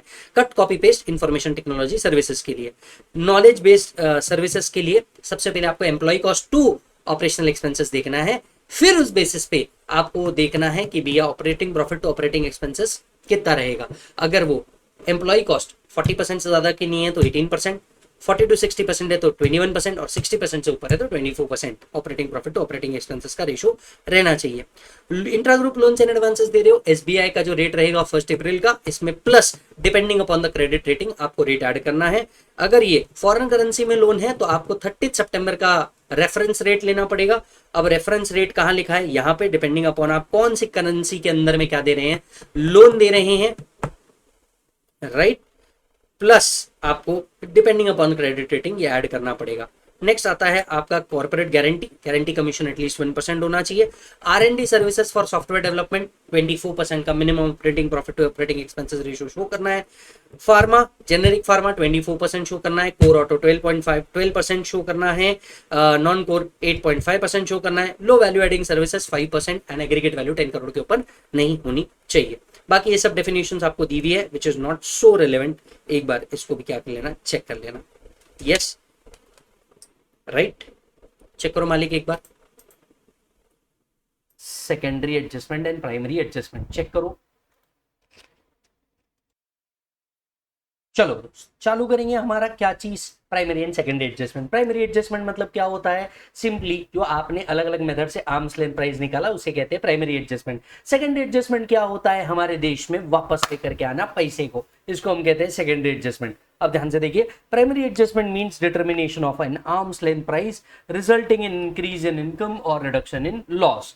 सेकेंडरी एडजस्टमेंट क्या होता है, एक्सेस मनी जो ए के पास गया है because of the transfer pricing, right, इन्हें रिपैट्रिएट करना। The excess money with AE shall be treated as deemed to be loan or a dividend to AE, and India follows deemed loan approach. Excess money means the difference between arm's length price and transaction price. इसको हम क्या कहते हैं बेटा, secondary adjustment कहते हैं। अब ये पैसे को लाने के 3 ऑप्शंस आपके पास दिए हैं, शॉर्ट में समझना है, ये 3 एडजस्टमेंट समझ लो, आपका काम आसान हो जाएगा और ये जो इतना पढ़ने का काम है ये थोड़ा सा बच जाएगा। चलिए एक एक शुरुआत करते हैं। पॉइंट नंबर 1, सबसे पहले इंडिया लोन अप्रोच फॉलो करता है। इसका मतलब क्या है, जितना एक्सेस मनी एसोसिएटेड एंटरप्राइजेस के पास चला गया because of arms length price पे ट्रांजैक्शन ना हो पाया, इसके लिए ये आपका लोन मान लिया जाता है और आपको कहा जाता है 90 दिन में इस पैसे को रिपैट्रिएट करो। मतलब क्या, इंडिया में लेकर के आओ। अगर आपने इसे रिपैट्रिएट नहीं किया तो इसके ऊपर एक इंटरेस्ट भी चार्ज करने बोलते हैं खुद के ही एसोसिएटेड एंटरप्राइजेस को। Option number 1। अब ऑप्शन नंबर 1 एसोसिएटेड एंटरप्राइजेस को क्या कर देते थे, इस तरीके का एक ही ऑप्शन होता था, एसोसिएटेड एंटरप्राइजेस को ही गायब कर देते थे। जिस एसोसिएटेड एंटरप्राइजेस के साथ ट्रांजैक्शन हुआ है उस एसोसिएटेड एंटरप्राइजेस को ही क्या कर दिया जाता था, गायब कर दिया जाता था। फिर क्या होता था, फिर दूसरा ऑप्शन था। दूसरा ऑप्शन ये था कि आप रिपैट्रिएट करें किसी दूसरे एसोसिएटेड एंटरप्राइजेस से। ये एसोसिएटेड एंटरप्राइजेस से काम नहीं हो पा रहा, कोई बात नहीं, कोई दूसरा एसोसिएटेड एंटरप्राइजेस है उससे पैसा लेकर के आओ। अब क्या होता था, कोई दूसरा एसोसिएटेड एंटरप्राइजेस भी नहीं है, अब क्या करें भैया, जिसके साथ ट्रांजैक्शन किया था उसको बंद कर दिया, कोई दूसरा एसोसिएटेड एंटरप्राइजेस है नहीं, अब क्या करें। उन्होंने तीसरा ऑप्शन दिया, एक काम करो तुम पे करो एक एक्स अमाउंट और काम खत्म, हम मान लेंगे कि भैया तुम्हारे को ही तुमने ट्रांजैक्शन कर लिया, सरकार को टैक्स से मतलब है, एक सर्टेन परसेंटेज आप टैक्स पे कर दो और गेम ओवर करो। Are you getting the point? Come on once again, 3 रास्ते हमारे पास। रास्ता नंबर 1 क्या है, आप लोन मान ले, 90 डेज में रिपैट्रिएट करें, 90 डेज में रिपैट्रिएट नहीं हुआ तो इंटरेस्ट चार्ज करें। दूसरा ऑप्शन क्या है, किसी और एसोसिएटेड एंटरप्राइजेस से उतना पैसा लेकर के आ जाए। तीसरा ऑप्शन क्या है कि आप 20.9664% पे करें और पूरे मैटर को यहीं खत्म कर दे। 3 रास्ते हैं आपके पास इसका सोल्यूशन निकालने के लिए, तो चेक करिए। In case where secondary adjustment has to be made, primary adjustment has been due to suo moto by AO. कब कब कर सकते हैं, जब स्यू मोटो एसएससी ने रिटर्न फाइल किया हो, AO has accepted by the SSC as determined by APA, it is made as per safe harbor rules और it is arising as a result of resolution by assessment. In short, secondary adjustment किसी भी reason की वजह से हो सकती है, चाहे आप स्यूमोटो असेसमेंट कर रहे हैं, चाहे आप APA के थ्रू निकाल रहे हैं, चाहे आप सेफ हार्बर के थ्रू निकाल रहे हैं, किसी भी तरीके से ALP निकाला गया हो। एक्सेस मनी को क्या मानना है, ऑप्शन नंबर 1 एडवांस मान लीजिए आप। Where due to the primary adjustment the excess money available with AE if not repatriated to India within the time as may be prescribed, it shall be deemed to be an advance made by the SSC to such associated enterprises. The excess money should be repatriated within 90 days from the date of order. बराबर है। सो अगर एक primary adjustment एओ ने करी है तो जिस दिन एओ ने ऑर्डर निकाला वहां से 90 डेज के अंदर में आप रिपैट्रिएट करें। प्राइमरी एडजस्टमेंट अगर आपकी एपीए के चक्कर में हुई है तो एपीए बिफोर फाइलिंग आरओआई आया है तो 90 days from the date of filing ROI. APA after filing ROI आया है तो 90 days from the end of the month in which APA is entered, है ना। अगर प्राइमरी एडजस्टमेंट म्यूचुअल अग्रीमेंट के चक्कर में हुई है तो 90 days from the date of giving the effect to the AO of MAP that is mutual agreed procedure, या फिर प्राइमरी एडजस्टमेंट किसी भी और रीजन के कारण हुई है तो 90 days from the date of filing ROI. इतने अलग अलग याद मत रखो, सीधे शब्दों में एक याद रखो, 90 डेज में रिपैट्रिएट करना है फ्रॉम द प्रिस्क्राइब टाइम। ये आपका टाइम और एनर्जी दोनों सेव करेगा। अच्छा जी, 90 डेज के अंदर में आपने रिपैट्रिएट नहीं किया तो क्या होगा भैया, इंटरेस्ट लगेगा। रेट ऑफ इंटरेस्ट क्या होगा भाई साहब, अगर ट्रांजैक्शन डिनोमिनेटेड था इंडियन रुपीस के अंदर में तो एसबीआई का rate as on the 1 April plus 3.25%। तो एसबीआई का रेट है लेट्स से 10%, तो रेट ऑफ इंटरेस्ट हो जाएगा 13.25%, that is SBI rate plus 3.25%। अगर आपका ट्रांजैक्शन डिनोमिनेटेड था फॉरेन करेंसी में तो LIBOR as on 30 September plus 3%, LIBOR as on 30 September plus 3%, ये आपका क्या बन जाएगा बेटा, इंटरेस्ट रेट बन जाएगा। ऑप्शन नंबर 1 क्या था, लोन मानो रिपैट्रिएट करो 90 डेज में, नहीं तो इंटरेस्ट कलेक्ट करो। ऑप्शन 2 क्या है, रिपैट्रिएट करो किसी भी और अदर एसोसिएटेड एंटरप्राइजेस से। ऑप्शन 3 क्या है, खुद ओपे के पे करो 20.9664% और पूरा मैटर खत्म कर दो। Where the excess money can not be repatriated at the option you may pay additional income tax at the rate of 18%। बेटा टैक्स 18% है, इस पे मैंडेटरी 12% का सरचार्ज है प्लस 4% का सेस, तो इफेक्टिव टैक्स रेट बनता है 20.9664%। इतना पे करो और मैटर खत्म करो। Where the tax is so paid, he will not be required to make any secondary adjustment and compute the interest and treat the final payment of tax। तो ना फिर आपको इंटरेस्ट कंप्यूट करना है ना कुछ और कंप्यूट करना है, ये आपके लिए फाइनल पेमेंट ऑफ टैक्स माना जाएगा। No deduction or any other provision of this act shall be allowed to the SSC in respect of amount on which tax has been paid. ये जो टैक्स आप पे कर रहे हैं इसमें का कहीं कोई डिडक्शन मिलने वाला नहीं है। Are you getting the point? These are your secondary adjustment. अब सेकेंडरी एडजस्टमेंट करने के बाद आपके पास क्या ऑप्शन है? ग्रीवियंस रेड्रेसल के 3 ऑप्शन है। आप अपील कर लीजिए, आप डीआरपी में चल जाइए, आप रेक्टिफिकेशन करवा सकते हैं।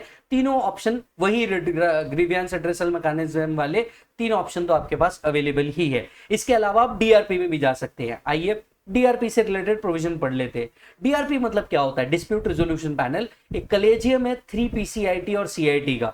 So DRP is a collegium comprising 3 PCIT, Principal Commissioner of Income Tax और Commissioner of Income Tax।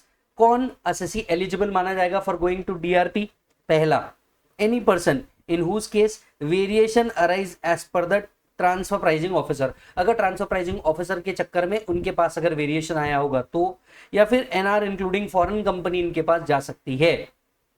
But eligible assessee do not include any person referred to in section 158BA। ये 158BA क्या है? New provision of search and seizure. ये जो assessment है search and seizure के बाद में आ रही है, तो आप डीआरपी में नहीं जा सकते। तो नए जो सर्च एंड सीजर वाले केसेस है जो अमेंडमेंट हुए हैं वो वाले केसेस डीआरपी में नहीं जा सकते। बाकी असेसी एलिजिबल असेसी है जिनके केस में टीपी वेरिएशन हुआ है या वो असेसी एनआर असेसी है। यस और नो? अब क्या होगा डीआरपी के केस में, मैं आपको बताता हूं। कोई भी असेसमेंट डन करने से पहले वो आपको क्या भेजेगा? ड्राफ्ट असेसमेंट ऑर्डर भेजेगा। ये ड्राफ्ट असेसमेंट ऑर्डर आप सीधा डीआरपी के पास लेके चल जाइए, बोल दीजिए ये जो एओ करने जा रहा है भाई साहब ये मेरे को बिल्कुल पसंद नहीं है। So AO shall forward the draft order of assessment to the eligible assessee if there is any variation in the income or loss which is prejudicial to assessee. On receipt of the order, assessee shall within 30 days received by him file his acceptance or rejection to DRP. The AO shall complete the assessment on the basis of draft order. AO अपना assessment complete कर देगा। The AO shall pass the order within 1 month from the end of the month in which acceptance is received. अगर acceptance received हुई काम खत्म, 1 महीने के अंदर में वो ऑर्डर पास करेगा, काम खत्म। सो लेट्स से असेसी ने बोला भैया जो किया है सही किया है, एक काम कर खत्म कर दे, तो वो 30 डेज के अंदर में फाइनल ऑर्डर बनाएगा, खत्म कर देगा। डीआरपी क्या कर सकता है? डीआरपी सारे डॉक्यूमेंट्स एंड अदर चीजों को वेरीफाई करेगा, इसके बाद में एक डायरेक्शन इशू करेगा, किसको? एओ को। सो डीआरपी में before issuing any direction may make such further inquiry as it think fit and DRP may confirm, reduce, enhance or proposed variation in the draft order. However, it shall not set aside any proposed variation or issue any direction for further inquiry. No order shall be passed unless OOBH is given. If the member of DRP differ in opinion, the decision has to be taken by majority. जो भी direction DRP एओ को देगी वो एओ के लिए मानना mandatory हो जाएगा और डीआरपी के ऑर्डर के बेसिस पे ही फाइनल असेसमेंट ऑर्डर पास होगा। Direction shall be issued within 9 months from the end of the month in which draft is forwarded to eligible assessee. Right, तो ध्यान से सुनिए, जो नए प्रोविजन आए हैं assessment in case of search के, वो डीआरपी पे एप्लीकेबल नहीं है। एक बार डीआरपी की तरफ से डायरेक्शन आ गया, अगले 1 महीने के अंदर में असेसमेंट को कंप्लीट करना है। The AO shall complete the assessment within 1 month from the end of the month in which such direction is received. तो आपको अगर ऐसा लगता है कि आपके साथ गड़बड़ हो रहा है, आप डीआरपी में जाइए। डीआरपी क्या करेगा? On the basis of all the things accordingly direction issue करेगा एओ को। डीआरपी के डायरेक्शन आने के 1 महीने बाद ही एओ अपना फाइनल ऑर्डर पास करेगा। डीआरपी कब तक अपना ऑर्डर निकाल देगा? 9 months from the end of the month in which draft order is forwarded to the eligible assessee. Clear है मालिक? बढ़ते हैं आगे। कुछ 2 चीजें और बची है टीपी के अंदर में, वो पढ़ लेंगे तो हमारा टीपी भी ओवर हो जाएगा। पहला आता है एनजेए, नॉन जुरिडिक्शनल एरिया। अब अंडरस्टैंड कीजिए क्या होता है। देखिए कई कंट्रीज हमें इंफॉर्मेशन नहीं शेयर करती, जैसे मॉरिशस हो गया, राइट, सिंगापुर हो गया, ये हमारे को इंफॉर्मेशन अगर शेयर नहीं करते, हमने बहुत सारी इंफॉर्मेशन इनसे मांगा कि हमारे यहाँ से जो टैक्स चोरी करके गए उसकी डिटेल दो, हमारे यहाँ से जो लोग आपके यहाँ बैंक अकाउंट ओपन कर रहे हैं उसकी डिटेल दो। अगर आप नहीं देते, स्विस बैंक को डिटेल मांगते, स्विस बैंक डिटेल नहीं देता। ऐसे केस में इंडिया के पास एक पावर है, और इंडिया जैसी बहुत सारी कंट्री के पास पावर है कि जो कंट्री हमारे साथ डेटा शेयर नहीं कर रही, टैक्स इंफॉर्मेशन शेयर नहीं कर रही, हम उसे नाजायज, एनजेए नाजायज डिक्लेयर कर दे और कह दे कि भैया जाओ, तुम्हारा हमारा कोई रिश्ता नहीं, तुम हमारे लिए एनजेए हो गए, तुम हमारे लिए कौन हो गए? नॉन जुरिस्डिक्शनल एरिया हो गया। अब एनजेए हो गए तो सर क्या हो जाएगा? वहां के पार्टी के साथ जो व्यक्ति एनजेए में है, आपने अगर वहां के लोगों के साथ ट्रांजैक्शन किया तो ये ट्रांजैक्शन बाय डिफॉल्ट में डीम्ड इंटरनेशनल ट्रांजैक्शन बन जाएगा।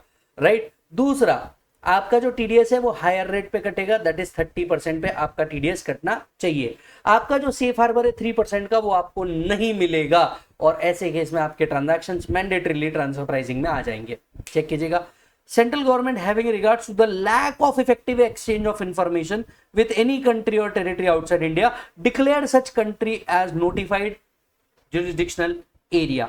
कॉन्सिक्वेंसेस क्या है, ये क्वेश्चन एग्जाम में पूछा जाएगा। ये कॉन्सिक्वेंसेस याद रखना, ये पूछा जाएगा एनजेए बनने पे क्या हो जाता है भैया। All party to the transaction associated enterprises मानेंगे, ट्रांजैक्शन को डीम्ड इंटरनेशनल ट्रांजैक्शन मान लेंगे, ट्रांसफर प्राइसिंग की प्रोविजन एप्लीकेबल हो जाएगी, पर आपको सेफ हार्बर नहीं मिलने वाला। Any payment made to financial institution located in NJA shall be allowed only if relevant information is submitted, and any other expenditure shall be allowed only if the assessee maintains the document। Yes or no? TDS जो कटेंगे ये भी higher rate पे कटेंगे।